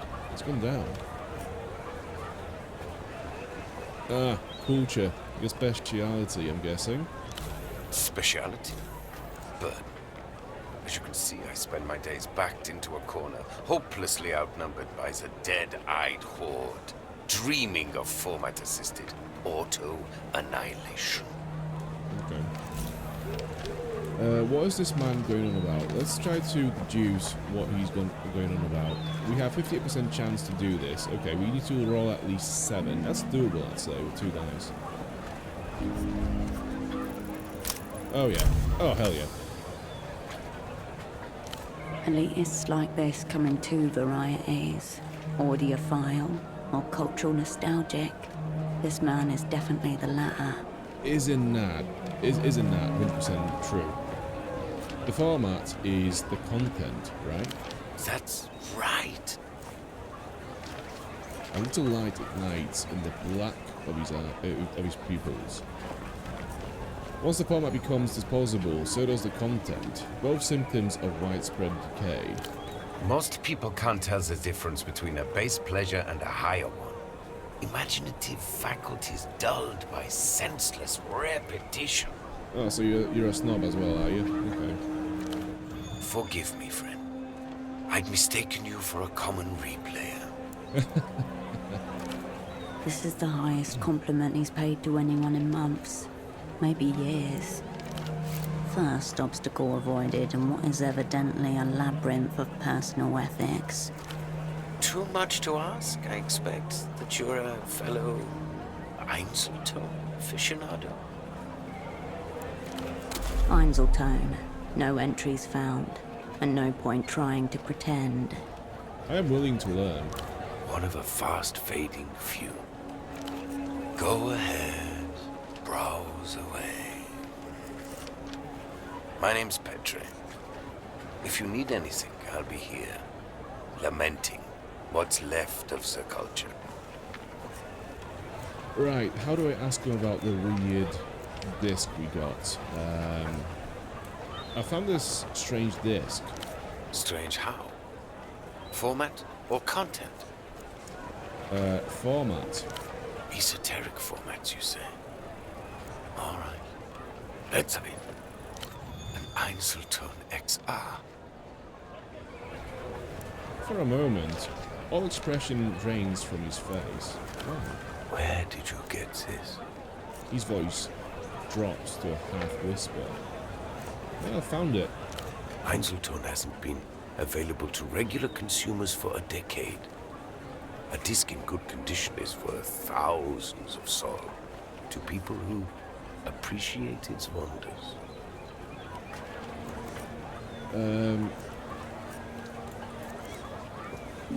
What wonders are we talking about? The apex of auditory technology. A high-fidelity yet dynamic sonic experience that self-effaces after a single play. Oh, okay, so that would mean this is why we couldn't hear anything, is it? Reproduction and erasure just millimeters away in space, milliseconds in time. Precision humans can only dream of. Damn, okay, so how does it erase itself? A magnet embedded in the disc erases its contents as it's being listened to. Damn, okay. As in life, everything happens only once. Replayability is oblivion. The end. Jeez, I'd love to know what this guy would think about Spotify. Bad news, this one's already been played. You played it?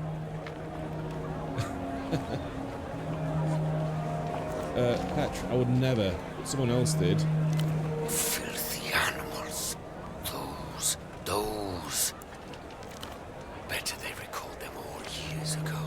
Better a mass manufacturing fault than this. To save them from this humiliation from being passed around like... The vendor deflates before you. I'm sorry. Talking to the Einzeltone, not you.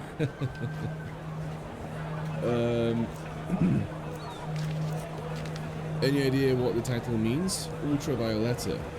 You, but from a dream. Ultravioletta's a pop singer. Degenerate, Lucian, electro-dross. There's a new fabricated star every day, it seems, but she's the top of today's pile. As for the title, probably the works of a brain-dead marketing committee. What's a contemporary L-pop star doing on this obscure format? Some kind of promo copy, I would assume. Maybe an advanced single of some kind? So you think it's real and not a bootleg? Of course it's real. You can't bootleg an Einzelton. Another of its enduring qualities. This Ultravioletta's gone missing at the moment. Kidnapped by counter-fascist radicals, whatever that means. Lucian marketing plot, if you ask me.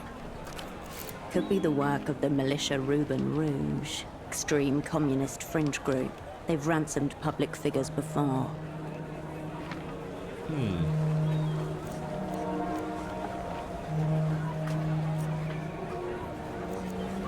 Marketing is the real art here. Let's piss Mystery, him off. fragility, trying to add something of the legendary to her status. The vendor looks at the red disc and runs a thumb over its surface. See, like, the one thing that I'm kind of not sure about so far when it comes to this dialogue is the main dialogue lines that the guy is saying out loud are actually getting voice acted. And then you get this little bit here, like the descriptive line, like a sad shake of his head. Like, I tend to miss those because once it gets to the end of the dialogue and he's read out his line, I press on continue and I never really read those little details here because I just presume it's been read out in the dialogue. I don't know, I feel like maybe those little lines should be read out by the narrator. If not, you know, if the actor has delivered this line, I think the narrator should also deliver those lines. Because it's just a bit weird, like, you either have voice acting or you don't. Just having like half of it read out and half of it not read out, it just feels a bit weird. The vendor looks at the red disc and runs a thumb over its surface. None of this is the Einzeltone's fault, of course. They can't control what gets seared upon them. There's got to be some way to recover what's on it. You seem to have misunderstood my soliloquy. It's done. No mirth. The beauty and the tragedy of the format. I hope you dispose of it with dignity. I think a private ceremony would be most appropriate. He looks sadly down at the disc before handing it back to you. Okay.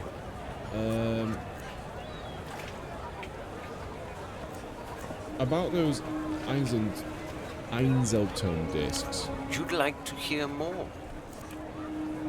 Yeah, let me see if there's any info that I can actually maybe use for the case. What happens to the Einzeltone disc once its contents are erased? It loses its resale value, and the uninspired replayer who listened to it loses a piece of their soul. How big of a piece? Enough to affect the personality? Oh, yes. Completely. Though they'd have to have been pretty soulless to play it in the first place. Mystery solved. Pseudopod listened to a priceless tape and lost his soul. What does XR stand for? X remnants. Zero remnants.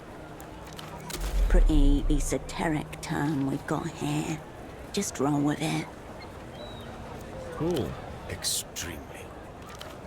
The Einzeltone magnets are so potent that the erasure is absolute. The X is meant to represent the negative, the complete absence of sound or visual. This was a very conceptual time for storage media, you understand. Portofino at the break of the 60s. A teenage boy sits on his bed and gazes at a full-page magazine ad for a brand new single-play format.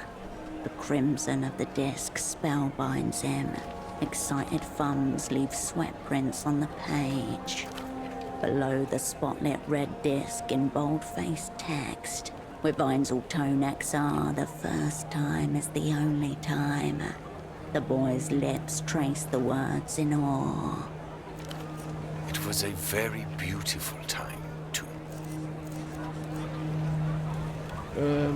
Well, what's the point if you can only listen to them once? You can imagine the use cases yourself. Rental markets, promotional copies, that sort of thing. The technical origins are trite. Its deeper purpose is simply to exist, to remain in a rarefied realm of pure potentiality and infinite beauty. Don't forget, we too are single play only, erasing ourselves moment by moment. So, have you ever listened to one of those discs? What do I look like to you? A common replayer? There's that word again. Oh yeah, replayer. Isn't the point of those discs that you can't replay them? So you just be a common player? Oh, so you're a semiotician now. I own several, if the word ownership applies to such a delicate relationship, but but I would sooner molest myself than an Einzeltone XR disc. Yeah, maybe you could molest yourself. I'm pretty sure you molest yourself quite a lot with that kind of attitude already. Right. Enough about the one true format. I judge you to be a woman of culture. You should understand the inherent value of Einzeltone XR. Okay, so we have learned that listening to one of those discs can actually remove the soul from the listener. So is that what happened to what's his name, our partner? Is it possible to reconstruct an Einzeltone XR? What we need to roll? We need to roll at least 6. Yeah, that's doable, definitely. Oh shit. Oh fuck. Your mind blanks at the glare. These things are single play only. Anything else is sacrilege. Pedro? Yes? Einzeltones are great, aren't they? Yes. Very great. Okay. Oh, we unlock this skill check by gaining modifiers, raising a skill level, or sleeping. Okay, we can try that again. Catch you later. Maybe not. The bazaar is closing up soon. Another day, another cultural molestation. Right. Where is the woman that we need to speak to? This is the end of the bazaar, so she must be around here somewhere. What's this again? A low, tilting shelf marked in heavy block letters. Despised subgenres. Scan the shelf. Various sections are separated by narrow plastic dividers, each one labeled with the same neat script. Look at the closest row. A baffling assortment. Hairdresser music, children's choirs, self-love anthems, opinionated female vocalists, and too many keyboards. Opinionated female vocalists. Oh, too many keyboards. Oh yeah, too many keyboards. I agree with that one, definitely. There's some bands that have keyboards and it just makes them sound a bit silly. Hairdresser music, children's choirs, self-love anthems, opinionated female vocalists. Wow. That is a term. Oh, holy shit. That's good. Opinionated female vocalists. Wow. The labeling and sorting is as meticulous as it is uniformly disdainful. Look at the middle section. More labels. Falsetto-centric. Made for pederasts. Made by pederasts. Pretentious time signatures. Yodeling, ululations et al. Pretentious time signatures. Yeah. The section Weaponized Boredom includes such titles as Music for Dentist Waiting Rooms and Narcoleptic Landscapes, both by Eloisa Alba. The care placed into the organization is itself an act of love, performed hatefully. Just so you know, if I was running a media shop like this is exactly the kind of categories I would add. I would categorize my products by. This is amazing. This is so good. Look at the discs in the back. A single label fills up the entire back row. L-pop. L-pop? No fucking way. You feel the media vendor's eyes on you as you flip through the offerings.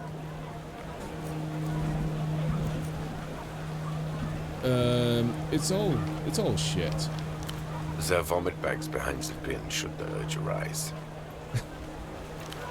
What galls me is that it doesn't matter how I label any of it.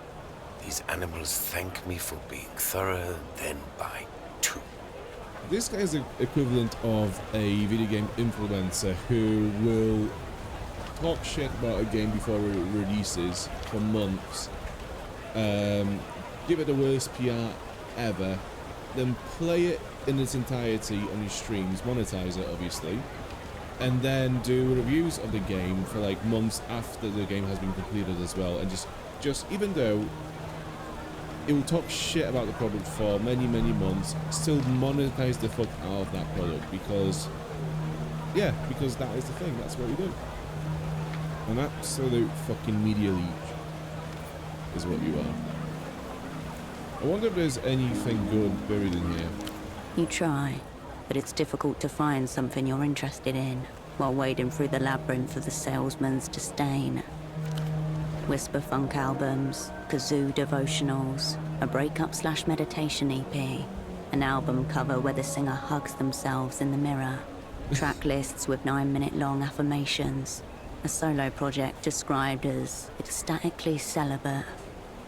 I wonder what you would do with that Mayhem album, which the cover of the album is literally the vocalist, a photo of the vocalist after the vocalist had offed himself with a shotgun against the wall. I wonder where you would put that onto this list. Almost as though you already knew what you were looking for, you turn straight towards the Made for Pederasts section. Why? You pluck out a disc, ultravioletta, cover the moon when I'm gone. Oh, it's 25. We haven't got enough money. Petra, why is this under music for pederasts? And what exactly would you call adults who fawn over dolled-up starlets too young to even own the rights to their own music? Huh? Don't tell me you're one of them. Another time, maybe. Never is the only sane answer. Okay, so we would have to roll at least 10 to hone in on a disc. Okay, let's give it a go.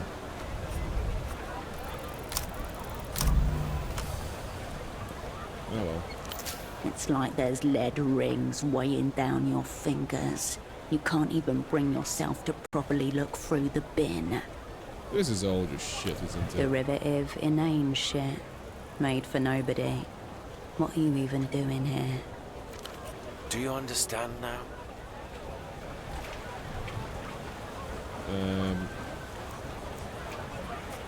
How can you stand to sell this stuff to people? I patiently await the day when an Einzelton aficionado will come and rescue me from this hell. In the meantime, if I didn't sell them this brain poison, they'd just get it somewhere else. Yeah, okay. You turn your attention away from the shelf. Right, I need to find this lady. Where is she? Are you the lady? Excuse me.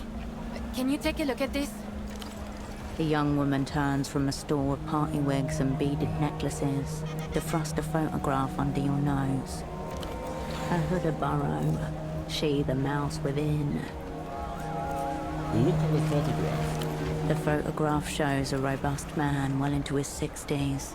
He is unremarkable save his eyes, which are magnified to comedic proportions by the thick lens spectacles in front of him. Have you seen him before? No. You're sure?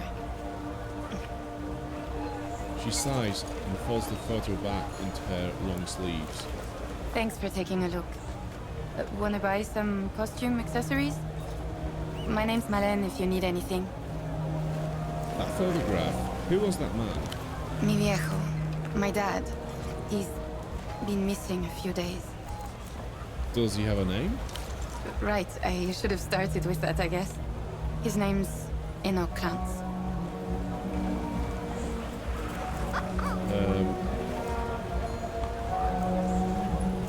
Was his memory going? He's kind of forgetful sometimes.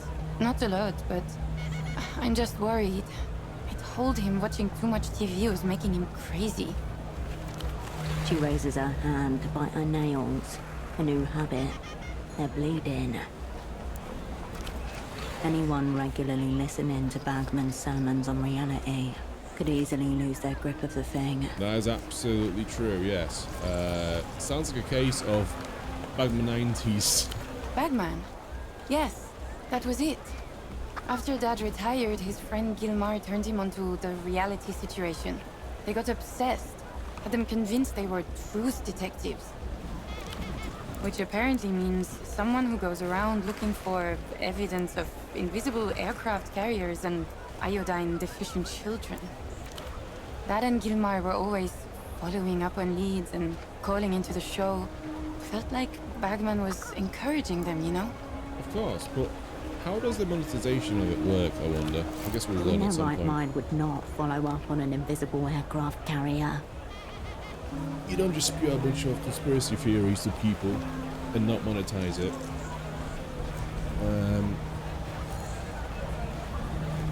Sounds like this Bagman preys on vulnerable old people. That's what I was scared of. Look, this is kind of embarrassing. My dad developed this insane theory about the payphone to the western exit of the bazaar. Okay, Western, okay. Go on. Dad thought certain words said into the right phone gets you attention from the wrong people. He was convinced Emter was behind it all. Okay, new loose end. People have gone missing after using the payphone at the west entrance to the bootleg bazaar. Emter, aka Non-Peer Sans Territoire, aka the bank. Equal parts Global Development Fund and spy service. Dad and his friend Gilmar were big into conspiracies. They were obsessed with the reality situation. They really bought all that stuff. But why did you think it was EMTERR making people vanish? Bagman did an episode on them, and so Gilmar started following random people thinking they were from the bank.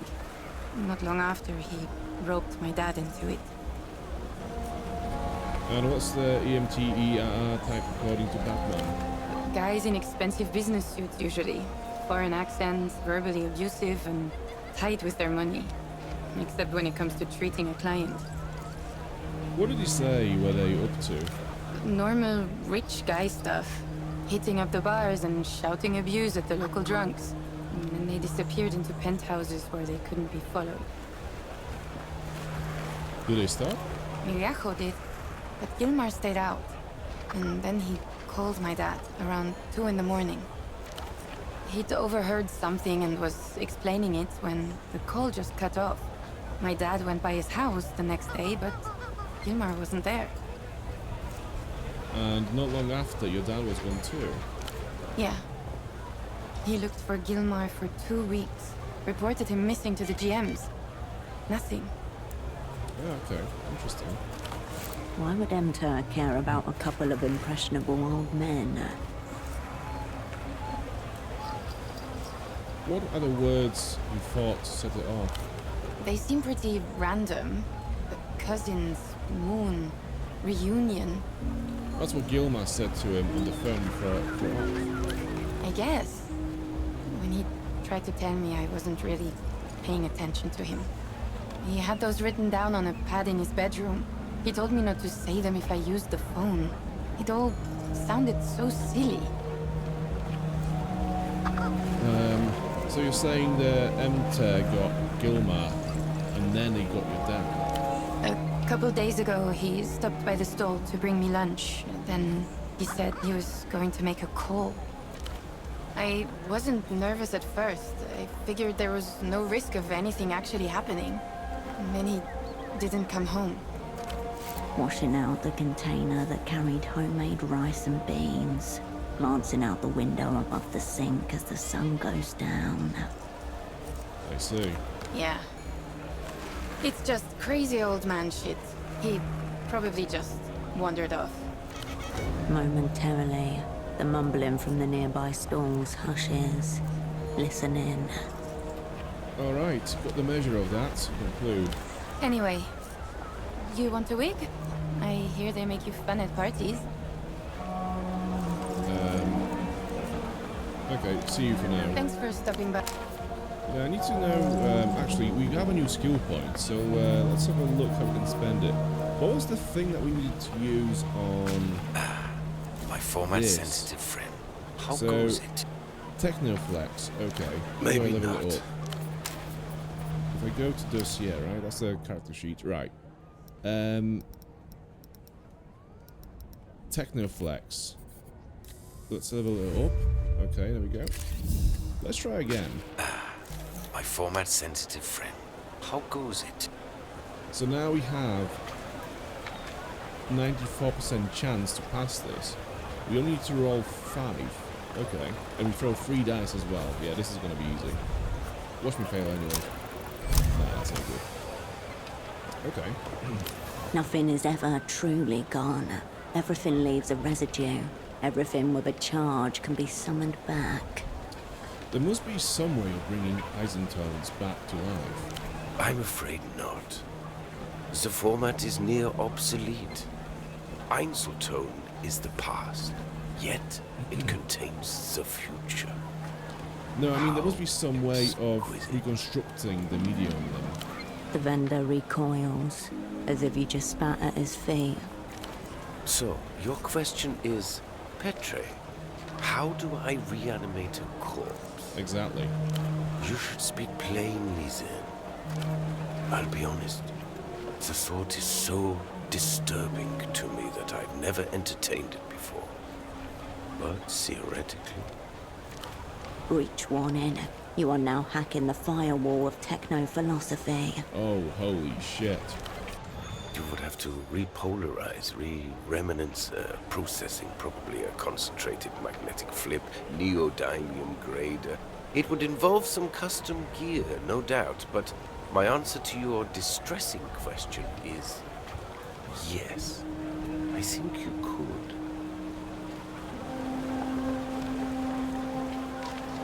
I'd love to try. Why don't you film it and make a snuff disc out of it? One for the techno-voyeurs. Don't ask me about this again. I feel unclean. Oh, really? Oh, that's all. The whole skill check was just for that. Maybe not. Oh, that's a waste. That was a waste. Right. What do we need to pass A this low, one? tilting shelf Instinct. marked in heavy block letters. Despised subgenres. Okay. You turn your attention away. Yeah, okay, so where's the lady we need to speak to? There was one more person that we need to find in this place. It was a lady vendor. Where is she? It's the entrance. Some balloons. A mass of soft animals. Right, where is this girl? Brass antiques huddled together, the forms carved by hands long gone. What the hell is this? A cosmonaut suit, a relic of Project Autonomia. Its shoulder patch reads, "The stars are ours, 77. Is this real? If it is, then it's one of the few things for sale here that isn't a knockoff Lusian electronic disc or toy. Check the price tag. 5,000 ZAUM. Hell no. No wonder it's still here. People with that kind of money don't shop in the bazaar. Right, what happened in 77? Let's have a look. Oh. A classroom with a buffed blue floor and white fiberboard tiling. The teacher rolls a square little television in on a cart. The girls in their final year of gymnasium gather round. The floor was cool against my legs. The camera follows the white column up, up, and then it jerks or cuts out. When the picture returns, there's just a white cloud sprouting new white limbs. The rocket nowhere to be seen. For a long moment, none of the students can tell what's happening. Then, one by one, they realize. A faulty seal, a minor propellant leak. Next thing you know, 4 cosmonauts are splattered across the face of God. The end of Project Autonomia, engulfing with it Portafero's dreams of stars. And we watched it live on TV. You and millions of school children the world over. Expensive, fruitless. The failure of Project Autonomia promptly tanks the Portaferan economy. Supreme Leader Nestor flees into his third exile not long after. As for the bazaar, it's saturated with surplus equipment, memorabilia and replicas. The suit is most likely the latter. People don't like being reminded of the expensive, fiery death. You once heard that the pressure in space can turn your whole body inside out. That might be submarines. Your focus widens back to the bazaar. Okay. So the bazaar continues down here. We still have this metal door to unlock, the one that's prompted by a ball. A gesture to the idea of water safety. Right, what's this? Abstract but still humanoid. An ominous quantity of tape. Right, who are you? Especially good pieces today. Many wearable items. The old woman glances at you before returning to her magazine. Nice to meet you. Carmona's not agreed to be met. Yes, there she is, at last. Found the girl. She angles her magazine away from you protectively. Carmona, the name on Pseudopod's purchase order. Your double owes this woman a minuscule shipment of socks. Yes. Where would I get... Oh, is that going to be a thing now where I'm going to have to hunt down like 5 pairs of socks just randomly to give to her? To go to the next phase of the quest. Was my colleague here by any chance? Brown jacket, glasses, big into socks. You're working with that nice boy? The sock seller? Yes. Her lips shrivel, and her eyebrows descend as she takes you in properly. He was dressed so nicely, standing so straightly, polite. Had Carmona thinking that there might be hope for us in Kohila. But you don't look super block at all. Okay, so what have we got? None of these I would actually want to use right now. He's drilling trouserless, probably shitting himself by now. Rough stuff. Carmona will hear nothing of... Why isn't this voice acted? So not all the lines have voice acting on it. That's weird. Carmona will hear nothing of trouserlessness or shitting. Unless, of course, you are buying trousers, in which case, right over here, there. That nice boy had never seen an aerodrome before. Said they were the most beautiful thing in the world. Then couldn't help himself but say, must be a nightmare for the zoning division. How Carmona laughed. Okay. He was drawn to transportation. Interesting. Something took him too far. You mean the Pitol Tract, perhaps? You can get there by tuk-tuk, easy. Tuk-tuk. She focuses her attention back towards her magazine, careful not to let you see inside. Carmona would help, but it's a busy day. Other matters to tend to. What are you hiding in that magazine? Quiet, Menina. Does Carmona blurt your business? Who are you, anyway? She ruffles the magazine angrily, then looks up at something behind you. No! Are you crazy? He will see. Now Carmona said too much. She peers out from behind the pages, eyes softening. She has deemed you clumsy enough to be trustworthy. We are dealing with an aerial creep. He's watching the whole bazaar. Carmona has a mirror in here to watch him in turn. Oh, okay. The woman angles her magazine towards the unfinished pylon towering at the edge of the market. That's so far away, there's no way you can see us all the way from over there. That's crazy distance.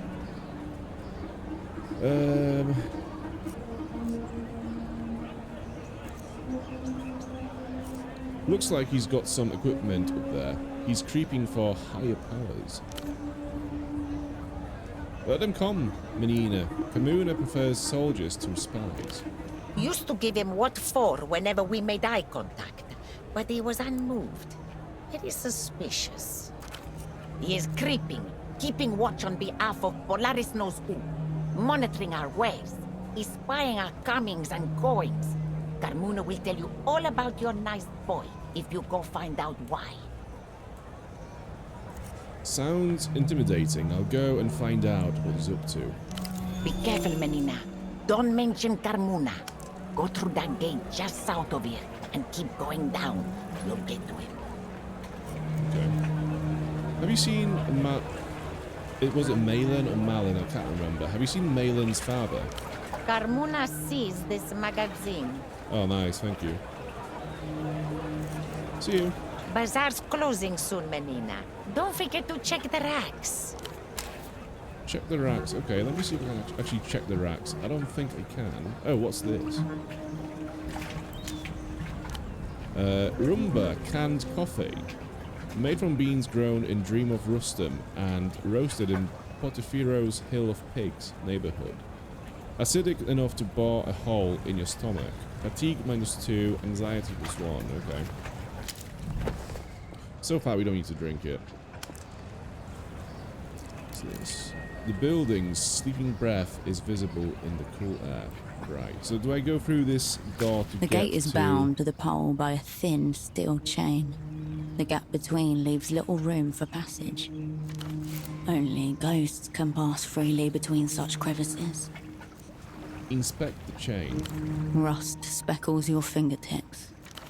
A system compromised at the subatomic level. Open the gate? You push the gate. The metal creaks, but it doesn't move. It's held fast by a rusty chain. Doppelgang, but it requires chain cutters. Okay, so we haven't got the tool for it. No, it's locked. Okay, The gate creaks in the breeze behind you. Yeah, sure.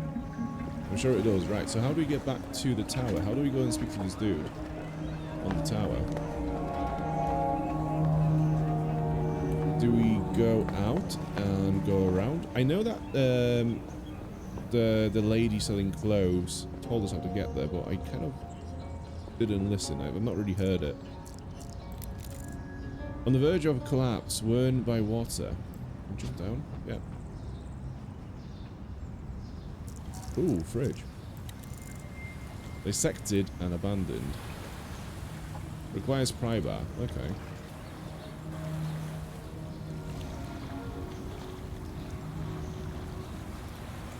So yeah, this is the tower, is it? How do I get to it? Is that a pig? Is that a boar? Oh, look at him. I can't zoom in on the boar. That's very sad news. Right, how do I get to this tower? Oh, it goes around. No, that's a dead end. Let's have a look at the journal. So, check out the aerial creep. The garment vendor Kamuna is convinced a strange man up on the pylon south of the bazaar is creeping. Look into the matter for her. Speak with the aerial creep. He sat on top of a pylon just south of the bootleg bazaar. Yeah, the question is how do I get to it?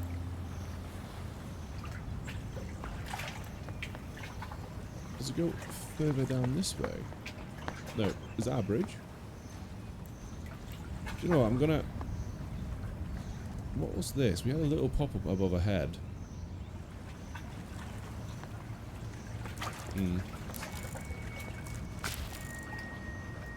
Blueprints. A ladder hugs the edge of the canal.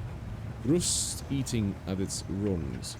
Darkened patches show where the water level has risen, lowered, then risen again. Glance at the device on the other side. It's an old water lock used to grant passage to boats and barges passing through. Look into the water. The water's reddish tinge and oily distortions across the slick surface make it hard to see far. Wet cloth and iron dust. Foul. Chemical. Tiny silhouettes drift beneath the surface, darting in irregular arcs. Must be a way to operate the water lock. Looking at the device, you don't see a panel or switch. That would suggest a control room nearby. I'm guessing I'm going to need a tool to operate it though. Like the one over there, to the east. Yeah, there's one behind the person down this way. But yeah, I'm guessing I'll I need a tool for that. The metal has rusted in some places, corroded in others. Who are you? Looks like the shrimping is off for today, Caracalito. We don't want to get in the GM's way. I guess. The man and the young girl grimace at a barge that appears to be jammed between the canal walls. What are you up to? We came here to do some shrimping, but that doesn't seem possible right now. What's that barge doing here? Not sure. It seems to be stuck in the waterlock. Maybe it's broken again. It happens from time to time as it's so old. Yeah, so should we.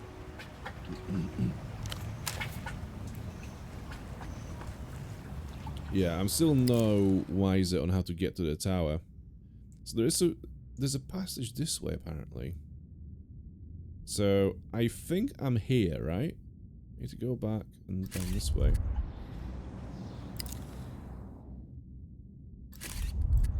Or am I already this way?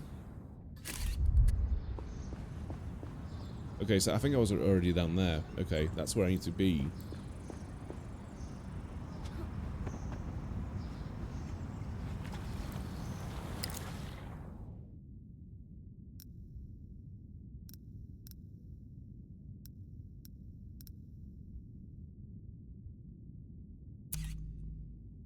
I'm trying to figure out what all of this means. So, okay, so those are... So this is the bazaar, this is the media shop, this is the media stall, right? This is where we have the skill check that we've not passed. It's marked on the map by a lock. It's cool though how the map is drawn on a piece of toilet paper as well. That's pretty cool. We can fast travel back to the bazaar, that's handy. Other than that, that's the phone. What's this? Goat eyes.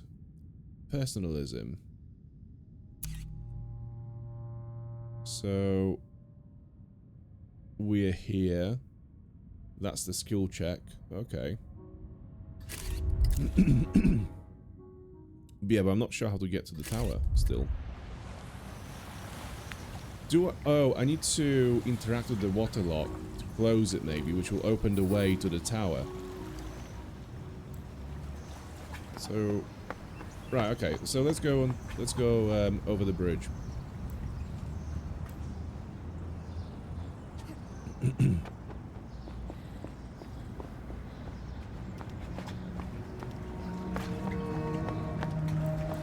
What's this?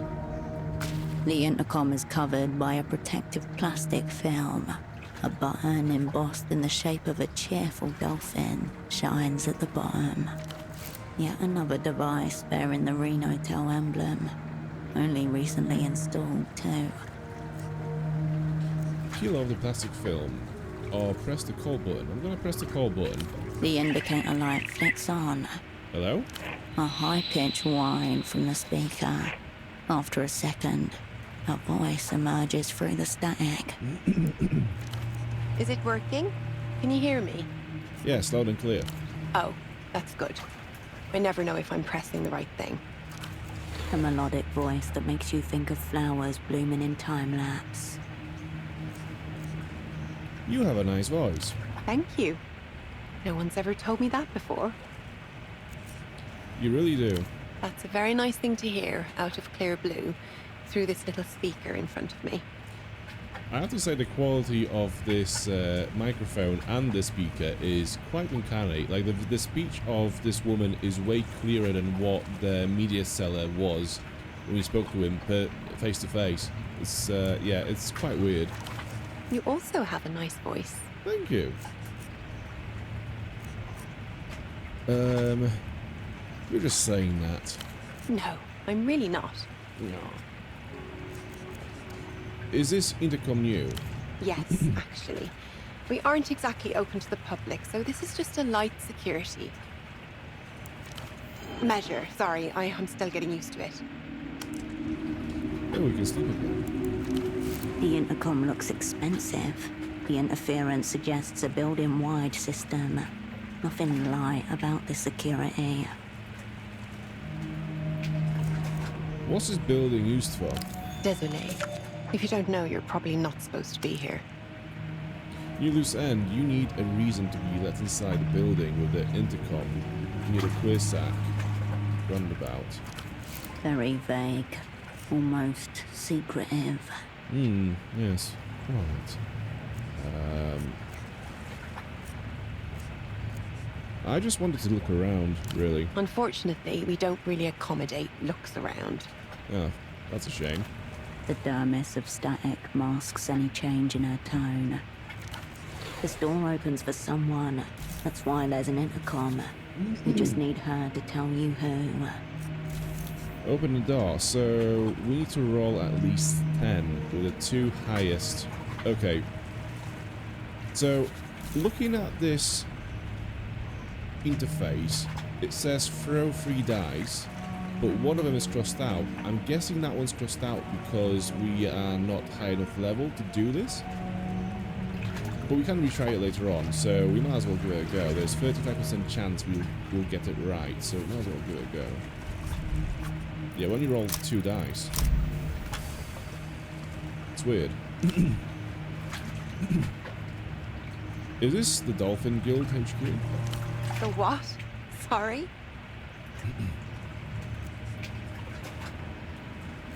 You won't let me in because you don't want me to see your tails. Is this another crank call? This is exactly why we got the intercom. If you're here to waste my time, please don't. I don't want to upset the lady with a nice voice, so we'll just leave it there for now. That's all, thank you. Bonne journée. The line snaps off as the intercom lights dim. What's that? Visitors, please use intercom. Oh, what's that? Behind the advertisement, a path. Ooh, path. We do love a path.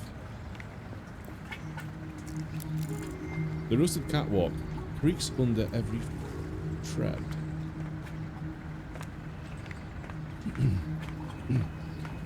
Is this my way to the tower? Who's this guy? You shouldn't be here. The Guardian municipal officer rubs his eyes and straightens himself out. What's going on around here? Bit of a hold-up with a barge over there. He nearly got robbed by a gang, no less. Nothing was taken, luckily, but they did manage to break the damn thing's engine. So now it's stuck there until the replacement parts arrive. Okay, so what options do we have? Miracle Line, I'm gonna ask him about that, yeah. Let's see now. I hear it's in the back ways, right next to where the ex-pilots drink their sheep carcass juice. Sheep carcass juice? Some indigenous recipe of theirs. Imagine the worst thing you've ever tasted. Damn. Now imagine sucking it out of a dead sheep's arse. Yeah, I'll pass on that one, I think. Please don't imagine that. Definitely don't be tempted to drink it either. Yeah, I don't think I will, honestly. If you want to see for yourself, just walk the path all the way to the west until you come across some old men giving each other an hard time.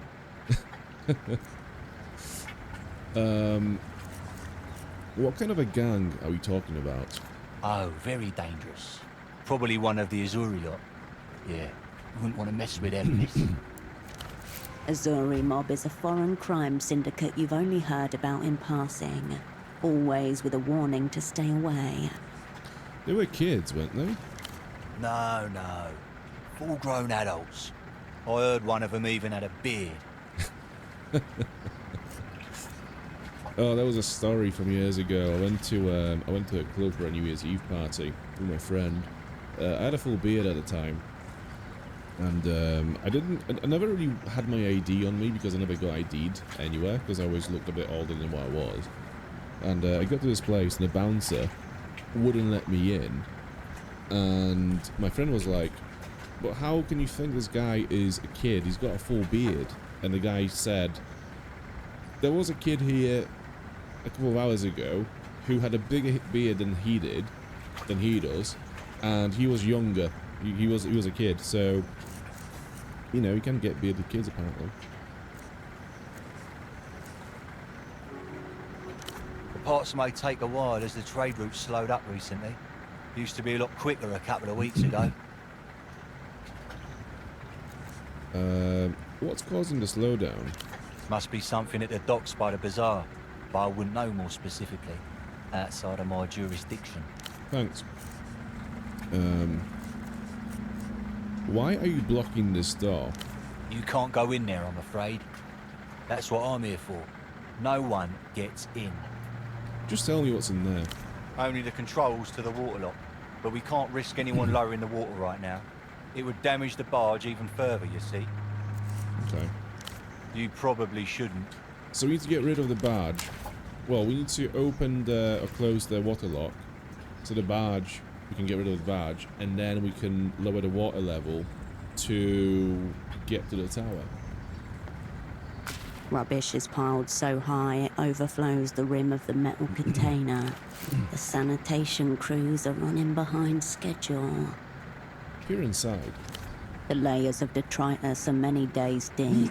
A whole history of discarded artifacts is piled up in front of you. Okay, let's perform urban forensics on the rubbish. We have 2% chance. We need to roll at least 12, so we need to basically roll 2 6s. Can I retry this? Yes, we can. Okay, let's go for it. We might get lucky, you never know. Nope. Otherwise, this will have been a pretty good roll, but not You in this jump up instance. to the rim and let your upper body descend into the rotting wastescape. Nice. It's like you're entering the putrid lands of some dark fantasy. Oh yeah? Like the pulpy dreck you used to read as a child, with titles like Ditch Wader, The Gore Chamber, and the Dreadlance Trilogy. Alright, well, this is a new dark fantasy adventure. Kickstart the imagination engine. Somewhere in your mind, an ancient motor grinds to life.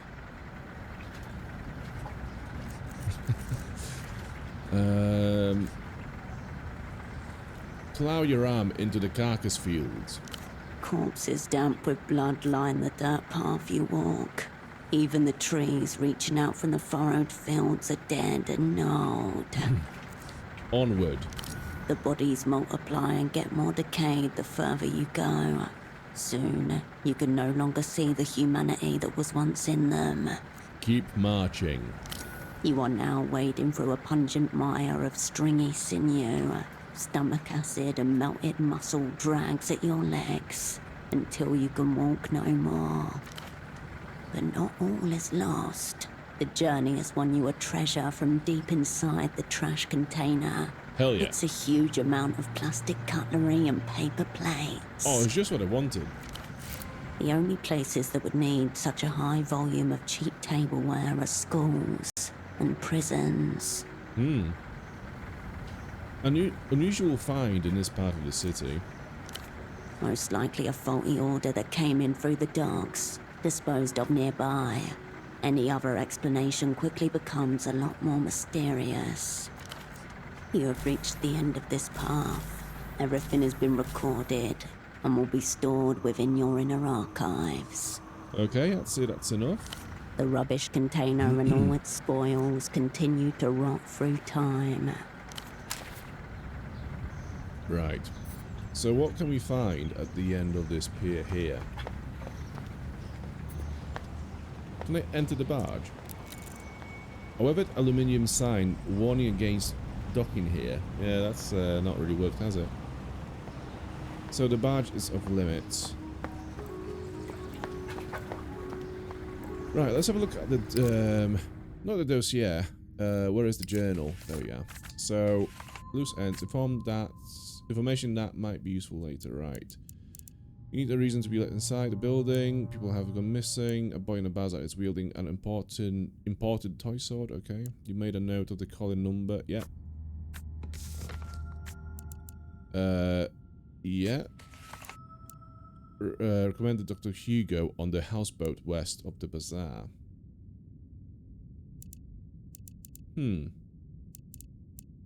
Okay, Dr. Hugo.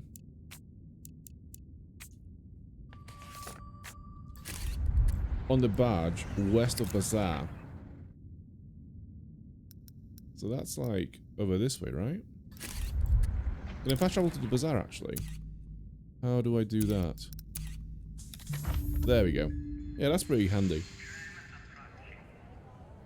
And I like how you unlock it pretty much straight away in the game. You don't have to, like, make progress through the story to unlock fast travel points. They're just there as soon as you know, find the place, which is cool.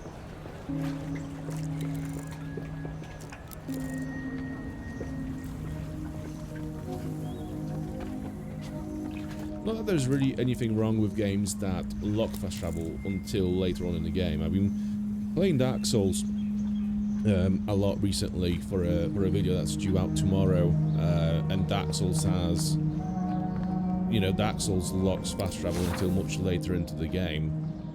So, and there's nothing wrong with that, really. It's just handy to be able to fast travel straight away. Right, there's a lot of cool people just hanging around here. I want to talk to them at some point, but I do want to find this doctor. Are you the doctor? You look like not a doctor, but I will guess that you are a doctor. Oh, feather white sneakers. Cushion to provide the lightest of steps for those who labor on the feet all day. The whiteness will last as long as you put patience with prospective customers. Coordination +1 and poetics -1. I'll take them, but probably won't wear them. Actually, what kind of stats do we get from our current shoes? Cold read +1 and coordination -1. Okay.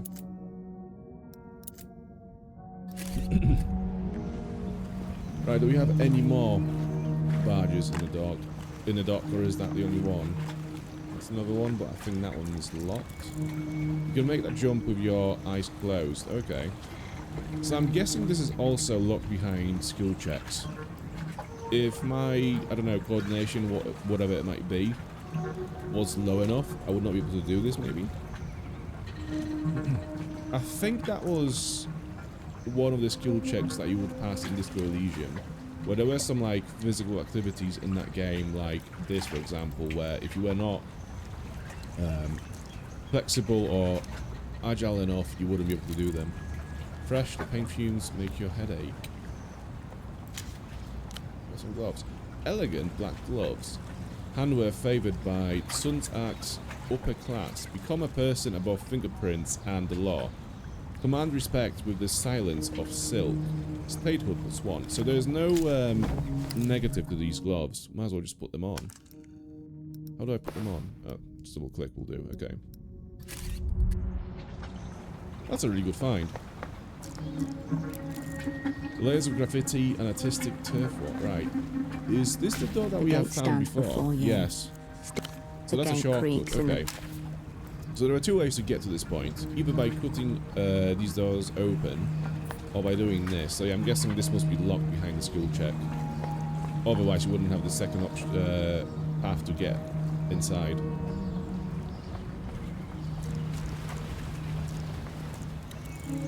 Some kind of rule of interdiction. Now, affected with black... I missed it.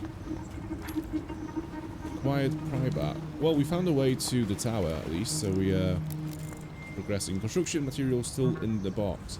Somehow gathering rust. Let's go up. Let's have a chat with the creep.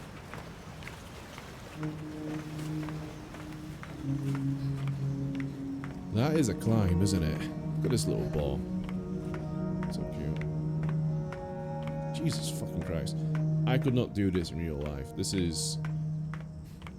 Yeah, this is not good.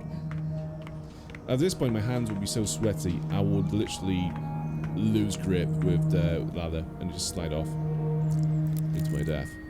Bottled water, meal bars, wipes, supplies for an extended stay. So he's staying here for a long time. I'm gonna take all of your shit. Chain cutters, fuck yeah. And Jeffa Red and Black Blend. What's this? Premium canned coffee for the discerning caffeine addict. Goes down smooth. Fatigue -3, anxiety +2. Interesting. So coffee seems to increase anxiety while lowering fatigue. That's pretty cool. Yeah, it's a nice little balancing out system.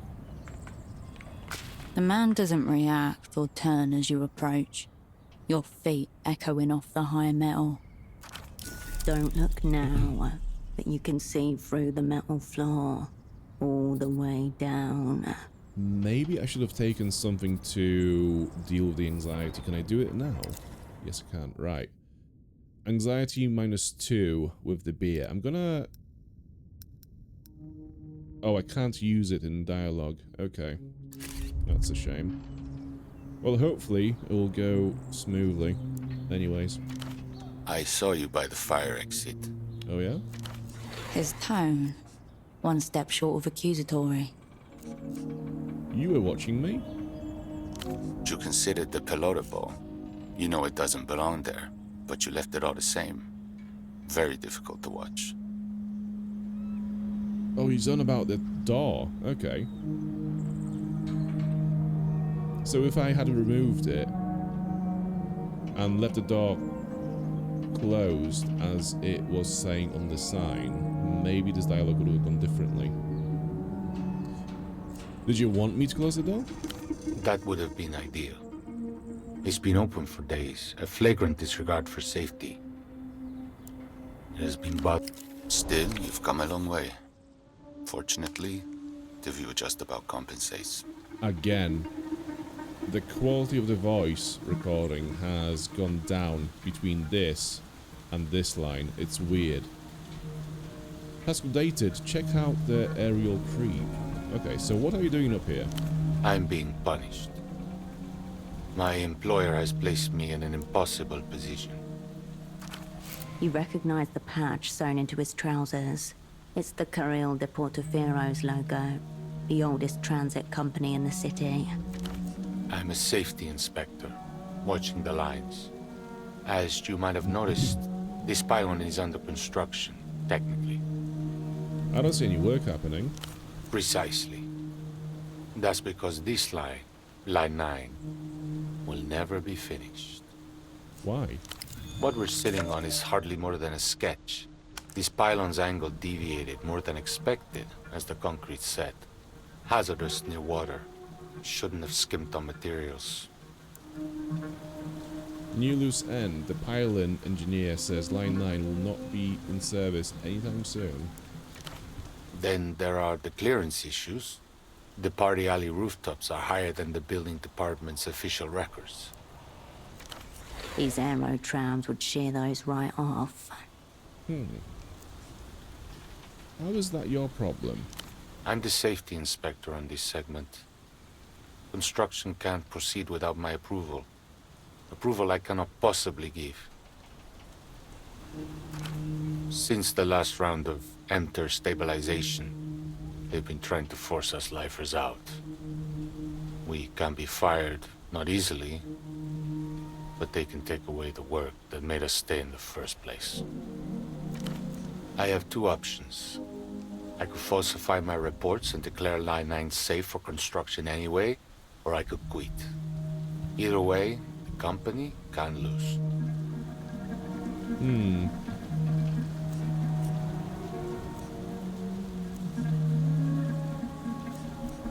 You seem strangely at peace with all this. I wasn't always. I thought about throwing myself up this pylon, right where you're standing. I used to fantasize about the GMs dragging my waterlogged corpse from the canal. Damn, that's dark. Fortunately, this spot lends itself to reflection. Contemplating my punishment helped me see how to live with it. The question is, can you live with your own? You're not a fan of the EMTERR, I take it? I'm a structural engineer. I believe in stability. What Emperor has brought isn't that. Their version of stabilization shifts the responsibility of managing entropy from the state to the individual. Human existence always carries entropy with it. That's inherent in the system. Social insurance, pensions, fair wages, these are measures against the entropy of living. They're also expensive.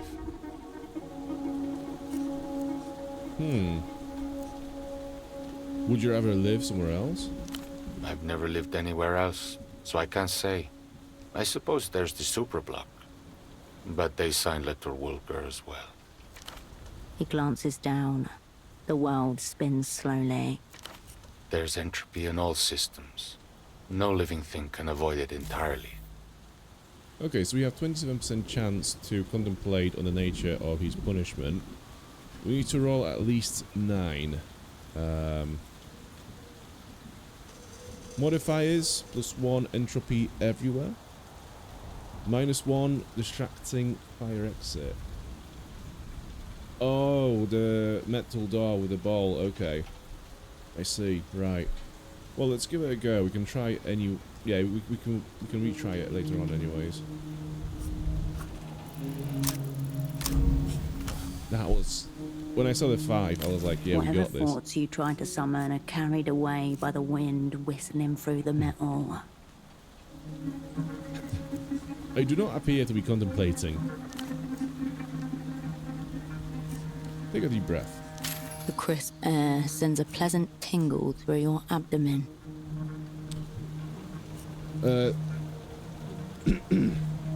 Some of the bazaar folks are worried about you being up here. The crippled seamstress, you mean? Do you know her? I don't, but I see her gesticulating or at me often enough. Clearly she's got some theories in her head. He's not bothered by you bringing this up. Still, I hope you don't take that claim seriously. Yeah, I don't think you're creeping. Okay. Have you seen anything interesting up here? Many things, but everyone has their own definition of interesting. What's yours? What happened to the voice acting? Where has that gone? Have you seen anything spooky? There is an unmoored boat. Has been floating around the... This is... I'm sure there's a typo here. That's incorrect.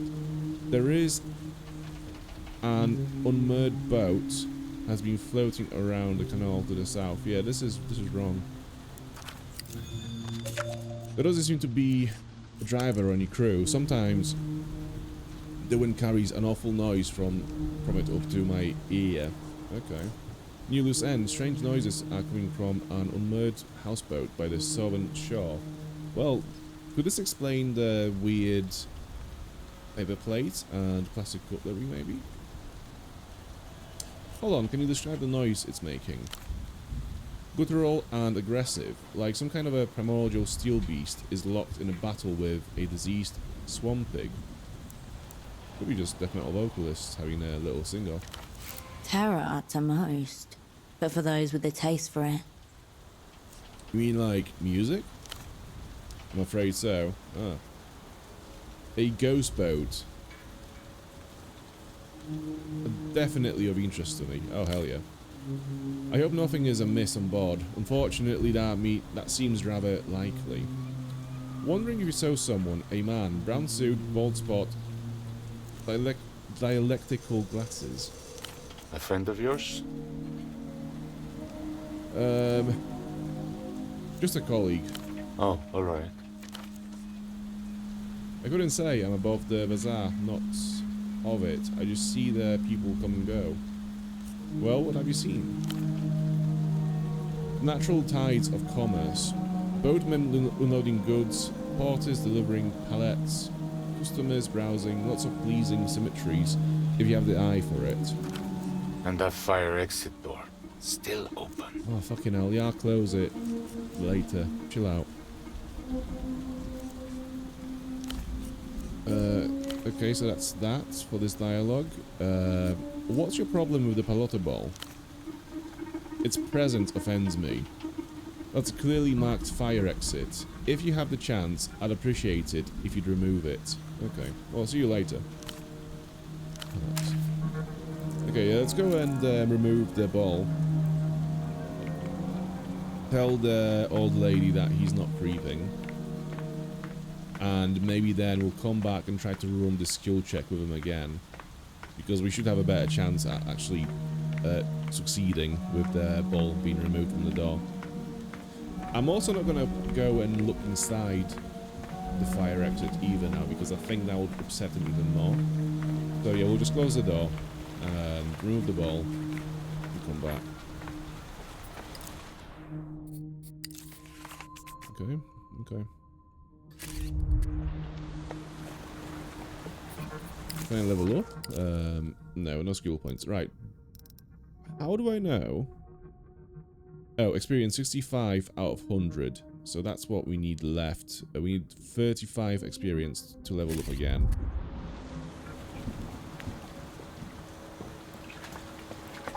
I can jump onto the boat.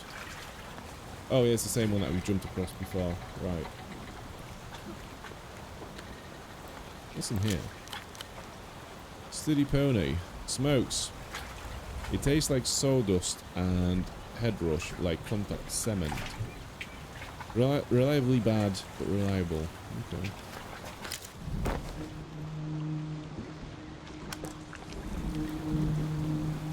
Lockpick required. Wait, we do have chain cutters now, right? Let's have a look. Chain cutters. Tools. What are my tools?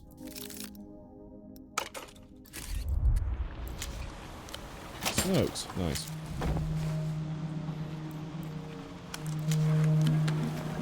More beer. Sick. I do believe we saw someone. We met someone in this game already. And the game said that this person has lockpicks. I think it was the weed dealer.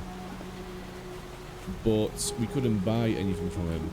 We couldn't get any. The man gives no indication of registering your presence. His mirrored sunglasses are turned skywards. He looks like a vampire. Is he the doctor? Must be cataract glasses. He's visually impaired. Maybe mentally impaired also. Excuse me? You're excused. Help you with something? Look around the barge. An old, low-slung workforce with tar patches, welded plates, and mismatched boards. Marina 32, early 70s issue. Port of Fear and manufacturing. Built for municipal dredging, but this one's been heavily modded. A 32, a reliable class. Except for a few bolts disagreeing about their place. Still, reputation's deserved. He's got a few more years left in him. He raps his knuckles on the cabin roof. What's your name? Boatman. I don't want to speak to him. I thought he was a doctor. He lowers We'll his come back to it later on. We'll come back to it later on. There is supposed to be a doctor here somewhere, right? Like the woman said there's a doctor on one of the boats. Speaking of the woman, where is she now? Some more smokes. We have so many smokes now. The bazaar is over this way, I believe. Let's go and close the door. There we go. The fire exit remains ajar, all wedged into the crack. Let's give the engineer a little wave while we're here. You raise your hand to wave at the engineer on his pylon. He waves back. Take the ball. You pocket the ball and close the fire. It's time, as a door stop has left its permanently deformed. It now serves as a warning. Save your purpose or you may find yourself repurposed. Right, so where do I put this? Oh, I can't during dialogue. Yeah, I forgot. End. Okay, so... Oh, blueprints +1 or coordination +1. I'm gonna go for coordination for now.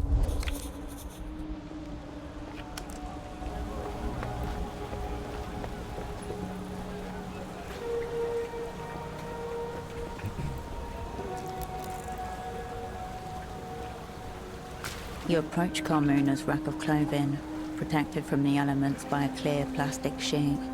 No two pieces are alike. second-hand olds and newish fakes. Lushan has a short memory. Anything worn long enough to have been faked is already ancient. The rack sways with misspelled logos and forgotten styles. Cowboy boot. Hangers scrape against metal as you thumb through the racks. Foreign material shifts under your fingers. Okay. You turn We'll leave away it. from... We don't really need any more clothes at the moment. Carmona saw you scaling the pylon, but she did not see the creep fall to his death. He's just an engineer watching the tram line. Oh. Well, engineering is good work, proper. Though he doesn't seem to be doing much of it. Carmona knew he was off, but just a slacker all along. Carmona will not take comfort in that. Here. Okay. One skill point gained, so we've just leveled up. Okay, that's cool. That's completed. Check out the creep. 30 points. And skill point gained. Some comfort in return. Not that Carmona's forgotten you came here with questions. Ask away. You were going to tell me about my colleague from the super block. Ah, yes. He was fine super block suey. I should have known you were cut from the same cow the way you scaled that pylon. I sent him to the docks west of here. Head boatman there reports directly to the bazaar manager, in charge of imports, exports. Maybe he knows where he went. Okay. Do you ever contemplate your mistakes? Any tips? Is that what you were doing up on that pylon? Yes, Carmona knows a contemplation face when she sees it. You want to stop that, Menina? This entire bazaar is mistakes. Mistakes built on mistakes. People, too. You start contemplating, how are you to stop? Don't try it again. Yes, contemplations are over now. You might get lost in them. That's true. That's true in a way. Bazaar's closing soon, Menina. Yeah, I've heard that before. Right. I do want to find a doctor before our friend dies from whatever it is that happened to him. Journal. Finish tasks? Cool. What is a tag? Remove tag.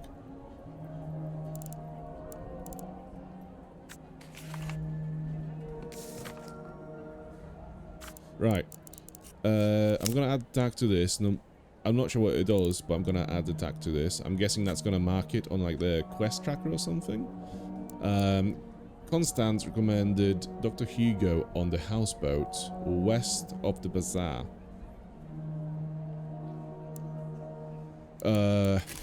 Okay, west of the bazaar. So west is this way still.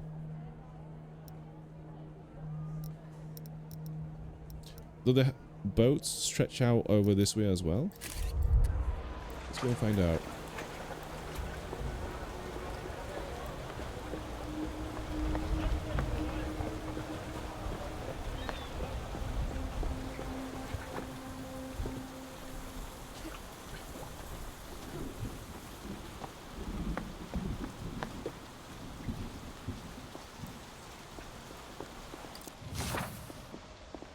The back ways.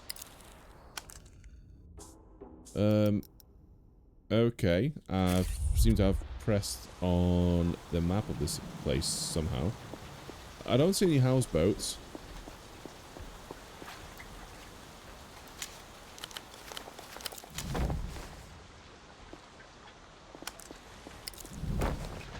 Oh, that's a houseboat. Surely that's a boat, yeah. Good spot for eavesdropping. Okay, that's good to know. Who is this dude?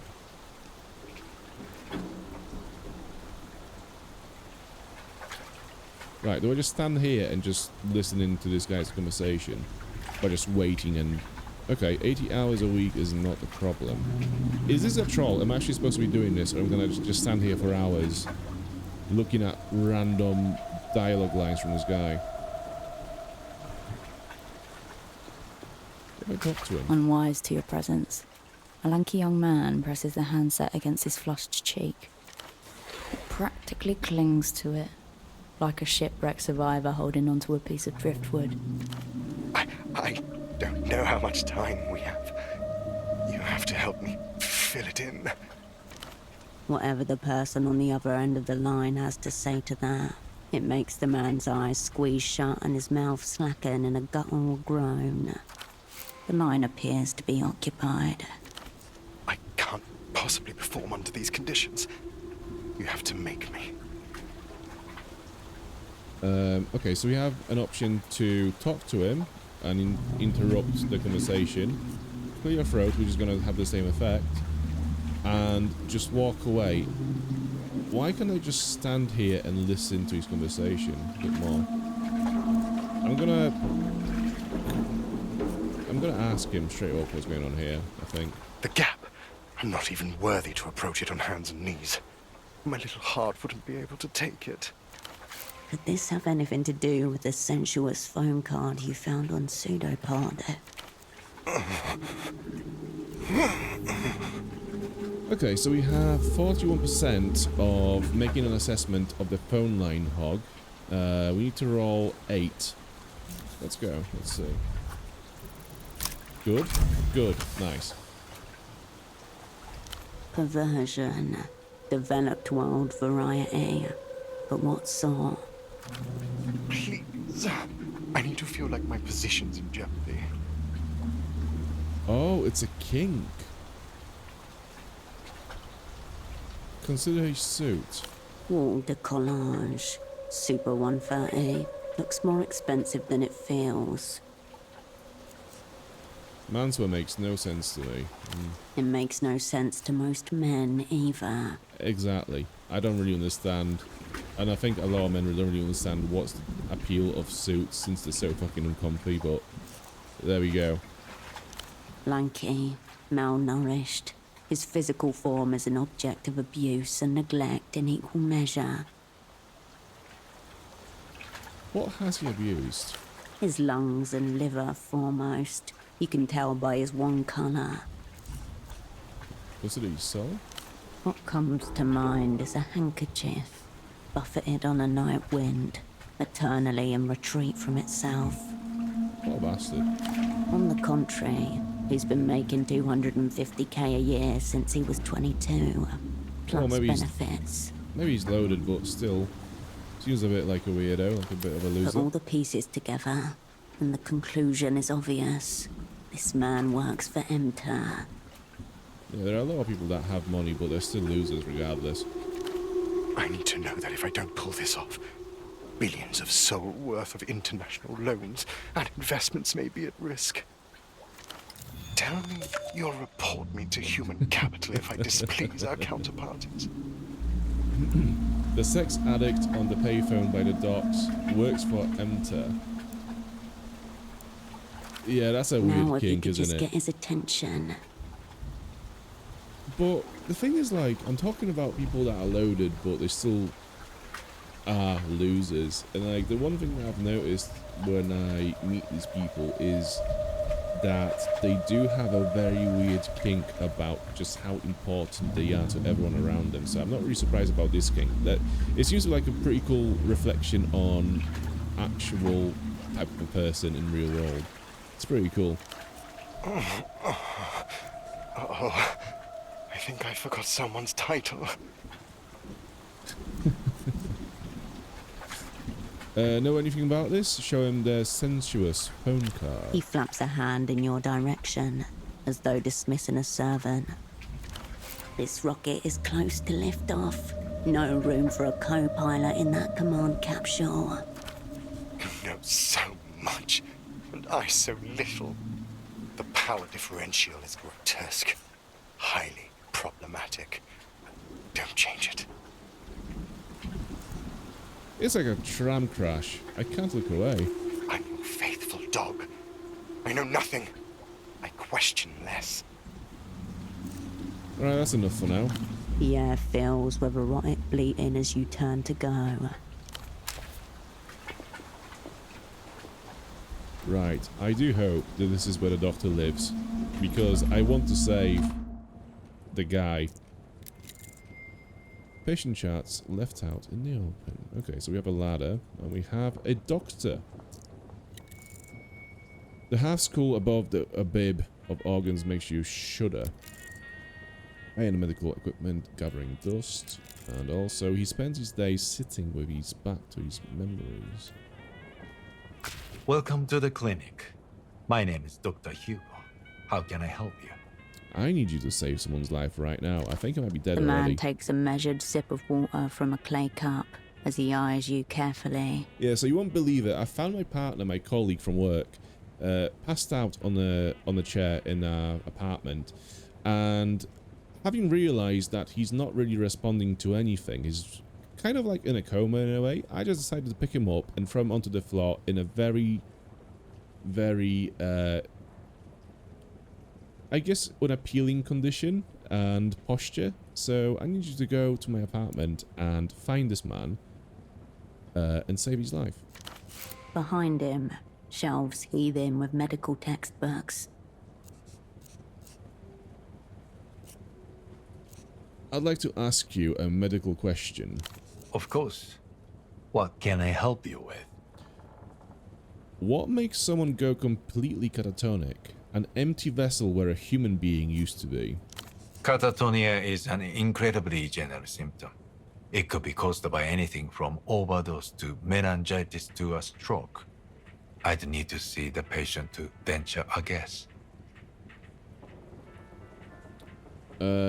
Say he was fine medically until he listened to a weird audio disc. What then?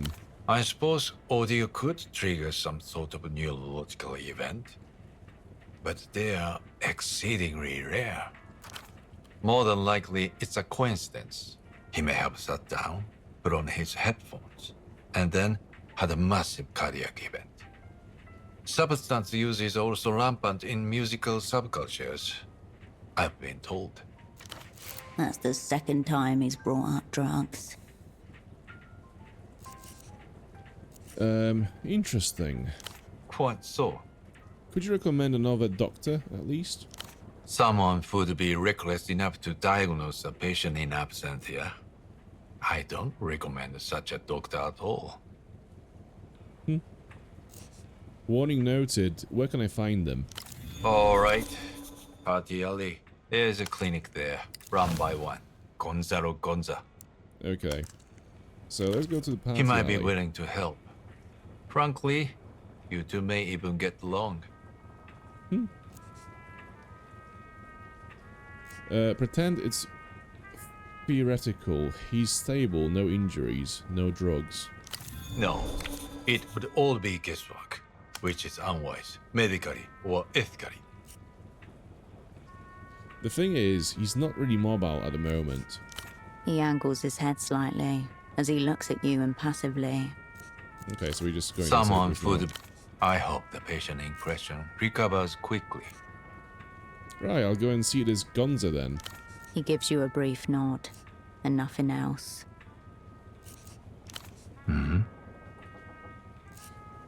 See you later. Until next time. Very, very helpful. Yeah. But so helpful. I'm not going to help you because I think you're taking drugs. Therefore, I'm going to send you to another doctor who is actually helping people with drugs. So whereabouts is Party Alley? Okay, this way. So we can just get there if we go northern east. Which I think is this way.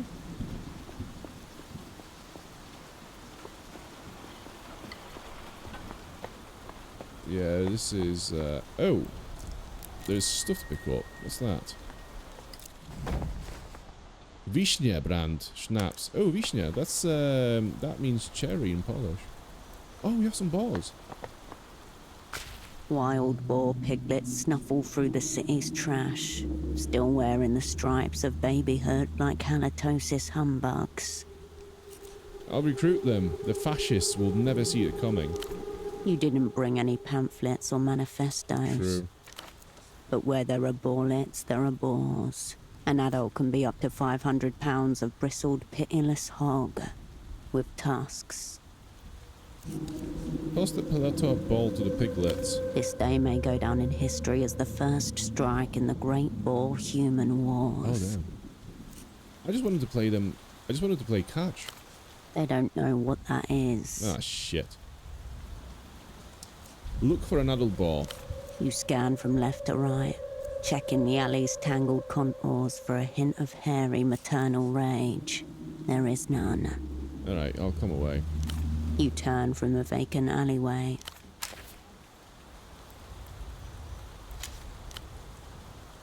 Vishnya had gummies. Portofero's favourite cherryish liquor. Now in non-alcoholic, chewable form, guaranteed to relax the mind and exercise the jaw. Articulus 2, but it gains you calming chewing. Okay.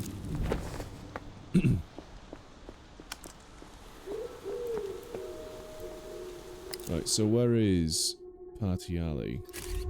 Go this way.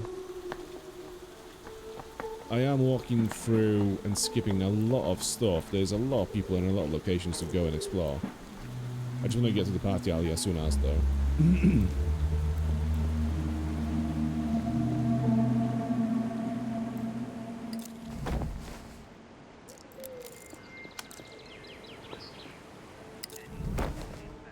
Mesh bodysuit. What does that do? Personalism +1, double gang -1. Okay, I'm gonna put that on. Oh shit! Wait. Oh. I guess that's a look. Okay. Instincts, blueprints. So that gives us personalism. Instincts. I'm gonna go for instincts in the end. I think they are quite useful in just general observations around the world, maybe?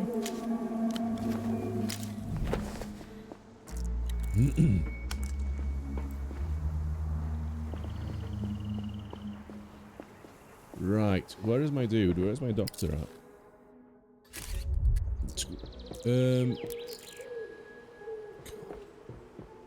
Right, I can't get through. Yeah, where is the doctor? So, Party Alley, this is where we are. I'm guessing there's going to be a banner somewhere. The tiles of this plaza seem to radiate outwards from the strange tree at its center, unlike any other you've seen in this city. What tree is this? Let's see.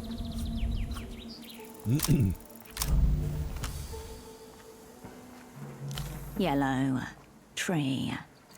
Fair enough. Let's leave for now. You leave the mysterious tree. Yes, indeed. Right. They don't look like a doctor to me. That's blocked off. I don't see any doctors here either. Yeah, let's have a look. Let's just walk around the area and see what we can find. What's this? Oh, some more cigarettes.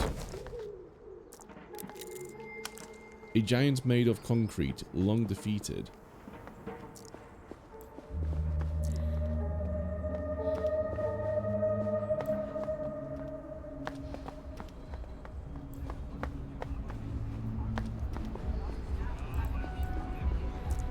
Oh, Dr. Gonza. Here we are.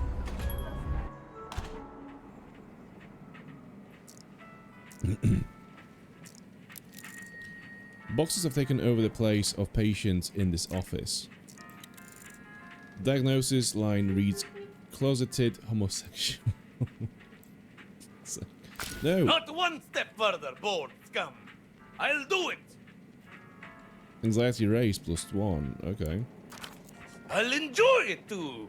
I think I can probably come just from watching the trauma sink into your face, right before the oxygen stops reaching my brain for good. Oh, okay. I only just realized what's going on with him. Do it. Yours won't be the first body I've handled recently. Don't pretend you're interesting. I can smell it on you, you know? The forms, the files, the fucking bureaucratic miasma that birthed you. pupils track you like a cornered animal trying to recognize the butcher. So you conspicuously not talking to your little colleague out there. I know you're from the medical board, and I know he's been watching me.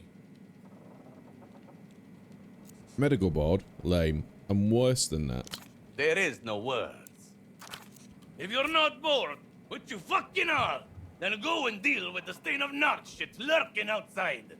I know that scarf of his is a fucking wire. I still don't know what you're on about. Right outside. Small stature, big hair, bigger scarf. I knew his superior would be a woman. Stench of xenophobia all over him. No one takes down Dr. Gonzalo E.S. Gonza, except Gonzalo E.S. Gonza. What exactly do you want me to do about the bored narc? His eyes flash. Bring me one of his lying, scheming, bored narc teeth. Oh. Wait, one of his actual teeth? Actual, yes. Narc canines, bearing the mark of their subhuman nature. Alright, sounds fun. Here, use these. My board condemned. Oh, we got a pry bar. Sick. Warden Act Tooth coming right up. Bluffing until I see teeth. I do have a legitimate medical concern, though. What am I, your mother? Rub cocaine on it. That and I'm almost in. My colleague, he's catatonic. Don't shit me, you wired fuck. You and whoever's listening are not going to lure me in with ethically stimulating cases again. Fine, I suppose I'll try Dr. Hugo. Hugo Abbe? The dry-cocked, rules-loving traitor? Good luck. You'd be better off asking the vegetable. Well, don't kill yourself before I get back. I'll do as I very well please, bored harpy. Right, so who am I robbing of their teeth? Exactly, some small person, I think it was, with big hair. I'm gonna take your booze very quickly, if you don't mind. Just grab that little beer right there, thank you. Right, who is this person that we are supposed to rob over the teeth? Is it you? Fidgeting teenager, what? The boy shifts in his cocoon of mismatched fabric. About the doctor's office over there? Yeah? He says you're spying on him. I know. He keeps shouting at me. He thinks I'm a narc. I'm no narc, and I got a D in biology. Very good. Well, he says you're with the medical board. He glances up at you from the ground. His expression of furtive shame, as characteristic of puberty as the acne and fuzz on his cheek. Nothing to report yet, but I'm not going anywhere. Right, so what was the update on that one?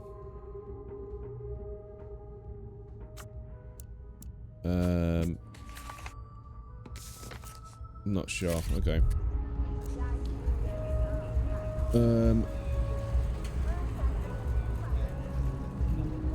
I do think he might be insane. He gave me this. Joe Prybar. He gave you that to intimidate me, yeah? Thinks I'm scared? Well, I'm not. You should be. He wanted me to knock out one of your teeth. What do you mean I should be? I'm not afraid of any pry bar, and I have plenty of teeth. Evidence of some sort. Doctor stuff. Fine. Do it. What? Fuck it. I don't give a shit. Take one of my teeth, yeah? Show him I don't give a fuck about his mad shit. Okay. I have my own shit going on out here. I'm on a mission. And if mission demands teeth, then fuck it. Have teeth. He's willing to bleed for this. Whoever sent him is way scarier than any board inspector. What is your deal? I don't know. Tell me what you do for fun. I hang out like everyone else. It's What normal. is there to do around here? I don't know. Doesn't know much, this one. Well, let's back out and get the tooth then, What? shall we? So, we can either pull the tooth out with coordination, or find out what the mission is that he's on. we have more of a chance to get the cold read.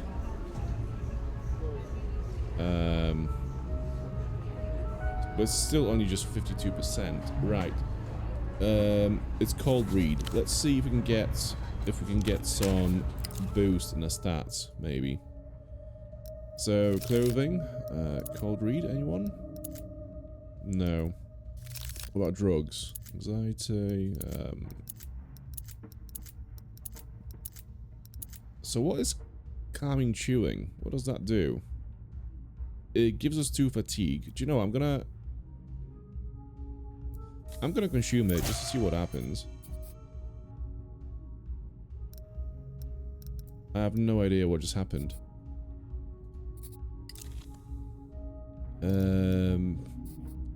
Oh, we do have a skill point to spend. Okay. Cold read. Can I get one of those? Yeah, let's go for a cold read. Right. So this should open dossier. Right. Calming chewing. Lower anxiety when succeeding a skill check. Lasts for 1 hour. Okay, cool. The teenage boy nods hesitantly as you approach. Okay, so, yeah, 68% chance to pass this. Yeah, let's find out what his mission is. Please don't fail. Sick. Anxiety lowered by 2. Nice. Is your girlfriend that's making you stand here? She's not making me. I'm just here keeping an eye on the situation for her, making notes. Otherwise, she'll call me a cunt, like always. What's the situation? Comings and goings, alright? I have a job to do. What job? I can't say. She'll murder me. He pulls the jacket tighter. Sounds like teen nonsense. Leave it be for now. Okay,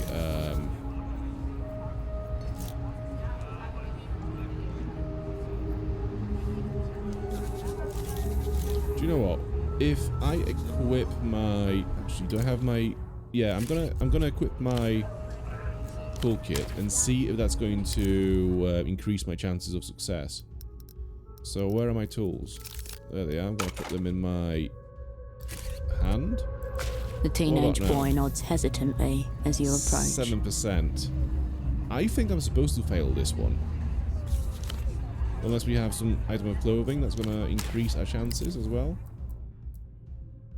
Coordination with those shoes. Yeah, okay. We'll put those shoes on for now. Anything that lowers coordination? No. Okay. The teenage boy nods hesitantly as you approach. 19%. It's still not a lot, but it is a little bit better.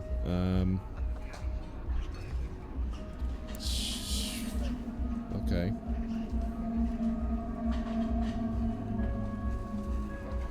About you? Okay. What? There's nothing more to do about that. Yeah? Have you ever used these services? Tried once. He screamed at me about board narking and threw what looked like, don't know, something supposed to be internal at me. Kidney-like. Would have been pretty cool if he wasn't such a mad freak. Whatever. Right. Where is his girlfriend? Many tears have been spilled here. Okay. Girlfriend, where is she? Is worked up about... Yeah. About the narc. Yeah.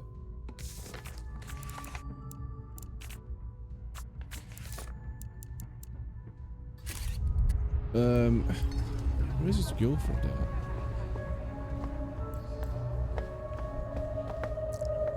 The sour scent of urine. No thanks. The piss smell. There must be a way to find his girlfriend and maybe speak to her to not be such a, you know, tight ass to him. And maybe that would affect the score, but the teenage boy nods hesitantly as you approach. Okay, let's just go for it. Ugh.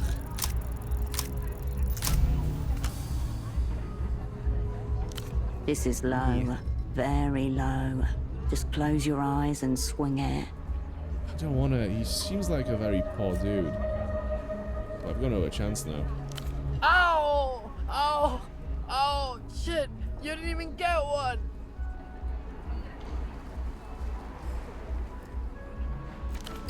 Shit. Those things are really in there. Maybe Gonzo will count the attempt. Fatigue raised, experience gained, plus 5%. We can try again.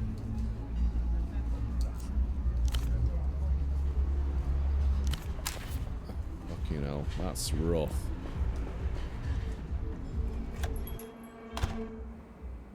Right, let's speak with this idiot. Back for the gruesome finale. That Bordnerk is just a kid. Kid? That's no child. That's a 40-year-old man with a severe deformity. He's there because of his girlfriend. A girlfriend. That one. A likely story. With a genophobia so pronounced, it's a wonder he even managed to talk to you without lapsing into torrential incontinence. He did seem kind of afraid of her. Aha! Genophobic Bordner, true and true. I'm not budging until you get him the fuck out of here.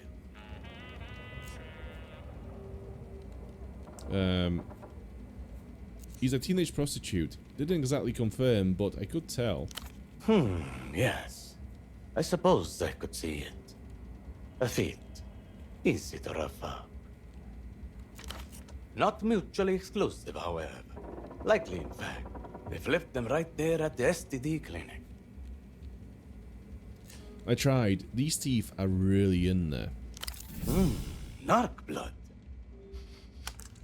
Yours for all I know. Fuck that. Try again. Oh, for Show fuck's some sake. fucking conviction. It looks pretty whole to me. Right, so you have a better chance to get to on his level than we have with getting the tooth out. What do we need? Nerve. Okay, let me just have a look at what we are wearing. See if I can boost the chances a little bit more. Okay, is there anything lower nerve? Not really. We can't really raise it or lower it, so it's fine. Right. Let's go for this and see how that goes. We need to roll at least 9. Let's go. 3. Oh, good. Wait, what? Oh, yeah. It's bureaucracy versus insanity in highest this arena. dice. You have to go off script for this. Way, way off script. Snatch the bottle of liquor from his desk. Let's go off script, shall we? You want Bordnerk? Watch this. Sure. You lift the bottle to your lips. Your gag reflex activates. You puke into your mouth. Swallow it. Almost puke again.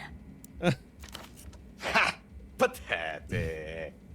I have seen actual children in Party Alley consume drugs with more dignity.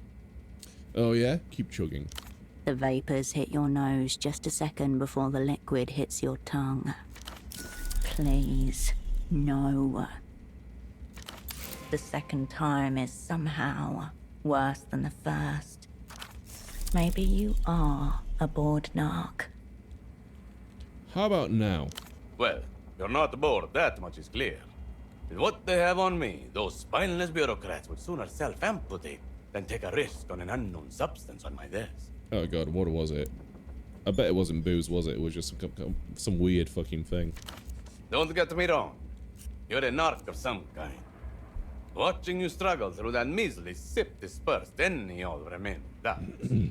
But you're not bored. So, are we good? Fine, but be warned. One whiff of bored fuckery. Gruesome public suicide is back on the agenda. Okay, noted. The doctor doesn't appear any more professional behind the desk than he was on air. Yeah, I mean, still covered in whatever that is. Blood, is it? Task updated. What's wrong? Pseudopod, 20 XP, and 1 skill point gained. Good. Now tell me, where does it hurt? I know someone who's developed a medical condition. He's dead. Forget about him. No, that's the thing. He's not dead. He's comatose. Totally unresponsive. Ah, yes. This is the ethically stimulating case you were trying to entice me with. I told you it was a legitimate medical concern. Gonorrhea is a legitimate concern. Catatonics, they're just there. Who's the unfortunate? Some loser who couldn't cut it. Evidently. Yeah. Gut diagnosis screams ketamine binge, but I'm keeping an open mind. Any signs of injury, self-inflicted or otherwise? No visible injuries. Eyes open. Zero reaction. Good start. Anything else? He was listening to a strange disc. Strange how? Well, it's an isoltone, for one. Oh, who cares? Show me. Show him the disc. Ultravioletta. Well, there it is. Mystery condition solved. I'm not sure pop music was what was actually on it. Of course it was. Oh. This is a clear-cut case of LAS. Libidinal atrophy shutdown syndrome. Affects terminal virgins, unlaid husbands, and men exposed to overly uterine music. Tea drinkers too.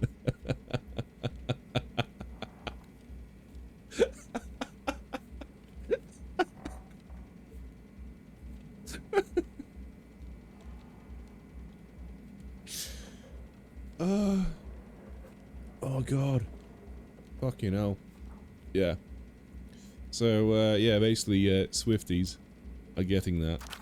That is definitely 100% a real condition. Oh, I believe it. Oh, I am convinced. Yeah, this is absolutely 1,000,000% a real thing. Yes. Oh god. Oh. Is that an actual medical condition? No sexually satisfied man would listen to the sad shit by choice.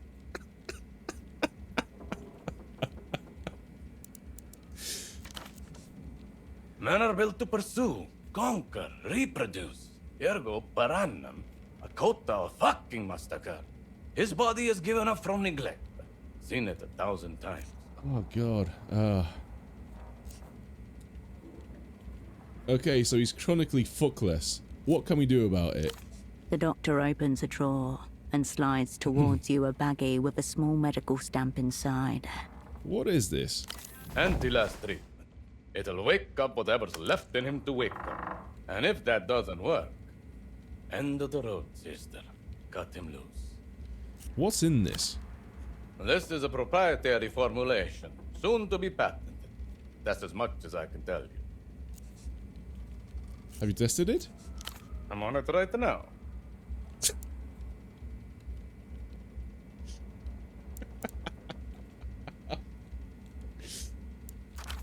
Home recipe, mama.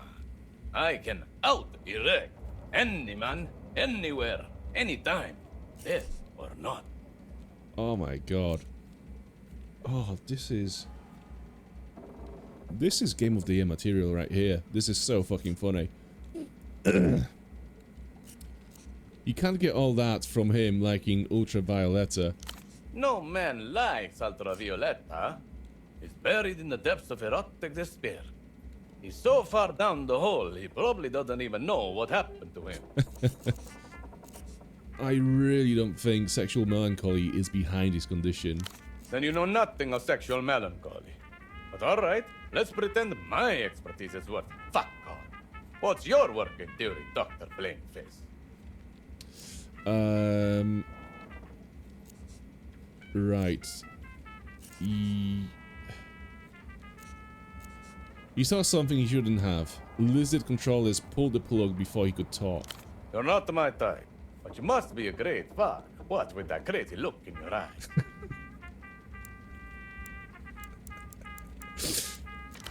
Really? All I'm hearing is that you don't have a fucking clue what happened or how to help. Unfortunately, in the midst of all his ramblings, he has discovered a point. So what? I'm supposed to go along with it?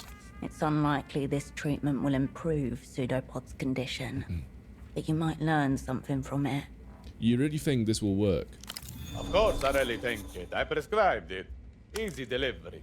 Just let it dissolve on his tongue. Good luck to you. Oh, okay. I'm gonna come back to this guy to speak to him a bit more because this guy is funny as fuck. But for now, we'll go back to the apartment and deliver the medication to Pseudopod and see what happens, because I think we could do with, well, curing him if possible, and also maybe going to bed now, because if you look at our fatigue, anxiety, and delirium, we are not doing that well with all three of those. So yeah, might as well go and have a little break. So how do we get back to south? Then we go east. Okay. So about here, right? Photo 24, that's the one. That's where we are staying over. Right, let's go and find our fuckless colleague.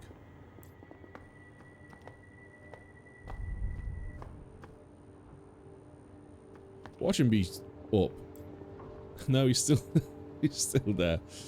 Right, do I have to equip the medicine to give to him, or is that already going to be applied automatically? Yeah, I think oh, do I? Okay. Libidinal revitalization in stamp form. Dr. Gonza's own recipe. Nice. Inspect. The pink paper tab is no bigger than a fingernail. One side is decorated with a simple illustration of a cockerel. What's with the cockerel? It's right there, in the word of the animal itself. Yeah. Cock is often used interchangeably to mean both male chicken and penis. Yep, yep. And yet you asked the question. Yeah, I know. I got it after I've asked the question. I was like, oh, of course, that's what it is. Oh, take the treatment yourself. Well, I'm not sure. Either way, I'm tempted. No, let's see if we can give it to him, if it's going to do anything. You return to your double-splayed, upturned body. Okay. Hey, pseudo partner, let me run something by you. Oh no, we have to. Oh, we don't have the skill to do this. Fuck. Cab is in mouth. Okay, what now? No action. Assess blood flow stimulus response. A firm slap might be the last thing he needs to come back.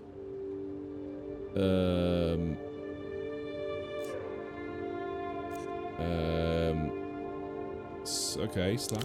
The movement dislodges a droplet of drool from his lip and leaves a bright red welt on his cheek. Let's try the other side. Let's try the Christian thing. With a crack, you hit the other side of his face, giving him a matching blush. This close, you see how empty he is, how slack his muscles. This isn't the peace of sleep or even a coma. He's gone. We could just molest him. I mean, let's see if it does anything. You place your lips on his, slightly parted. He is warm but slack, exhibiting no response to the touch. Try breathing life into him? You pinch his nostrils with one hand, steady him with the other, and blow. His cheeks puff out on either side of your face like slack, stubbly bellows. But no response. He isn't coming around. Fuck it, might as well. You smooth your palm over his trousers, rubbing the fabric until you feel his body stir. A soft twitch in reaction to your caress.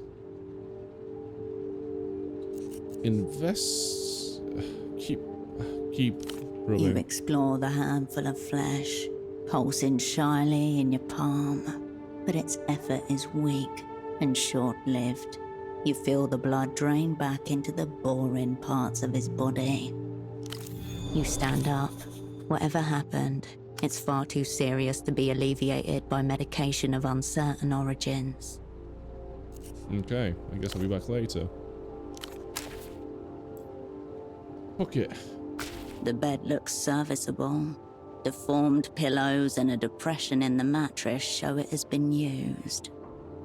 I bet at the end of the game he's gonna come around and just like basically point out all the fucked up shit we've done to him, like drop him on the floor, molest him while he's AFK, and all that crap. Yeah, that's gonna be fun. Room for two. You were supposed to lie here alongside your double. You don't want to share the bed, do you, Soda Pop? I mean, you probably would. There are worse fates? I'm not sure, yeah. I don't know. I feel like you would want to move him onto the bed. Definitely. But, yeah. A few of them you already know. At least this one gives you access to a bed, should you ever want to lay in it. Sleep.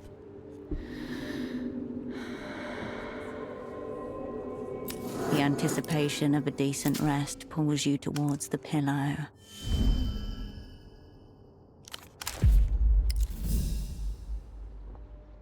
Okay. Well, I'm going to end this one here for the night. Thank you so much for watching. This has been really fun. Yeah, it's a really fun game. I'm not sure if I'm going to stream more of it or if I'm going to play it offline for a video. But either way, yeah, this was Zero Parades.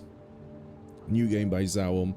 Thank you so much for watching. If you are watching this now and you want to catch up on some of the earlier bits of the stream, it will be uploaded to the VOD channel called Polished Down Streams. I'll try to do it as soon as possible, maybe even within the next hour. So yeah, once again, have a good night, and I'll see you tomorrow on this channel for my Dark Souls video. I'll see you then. Bye.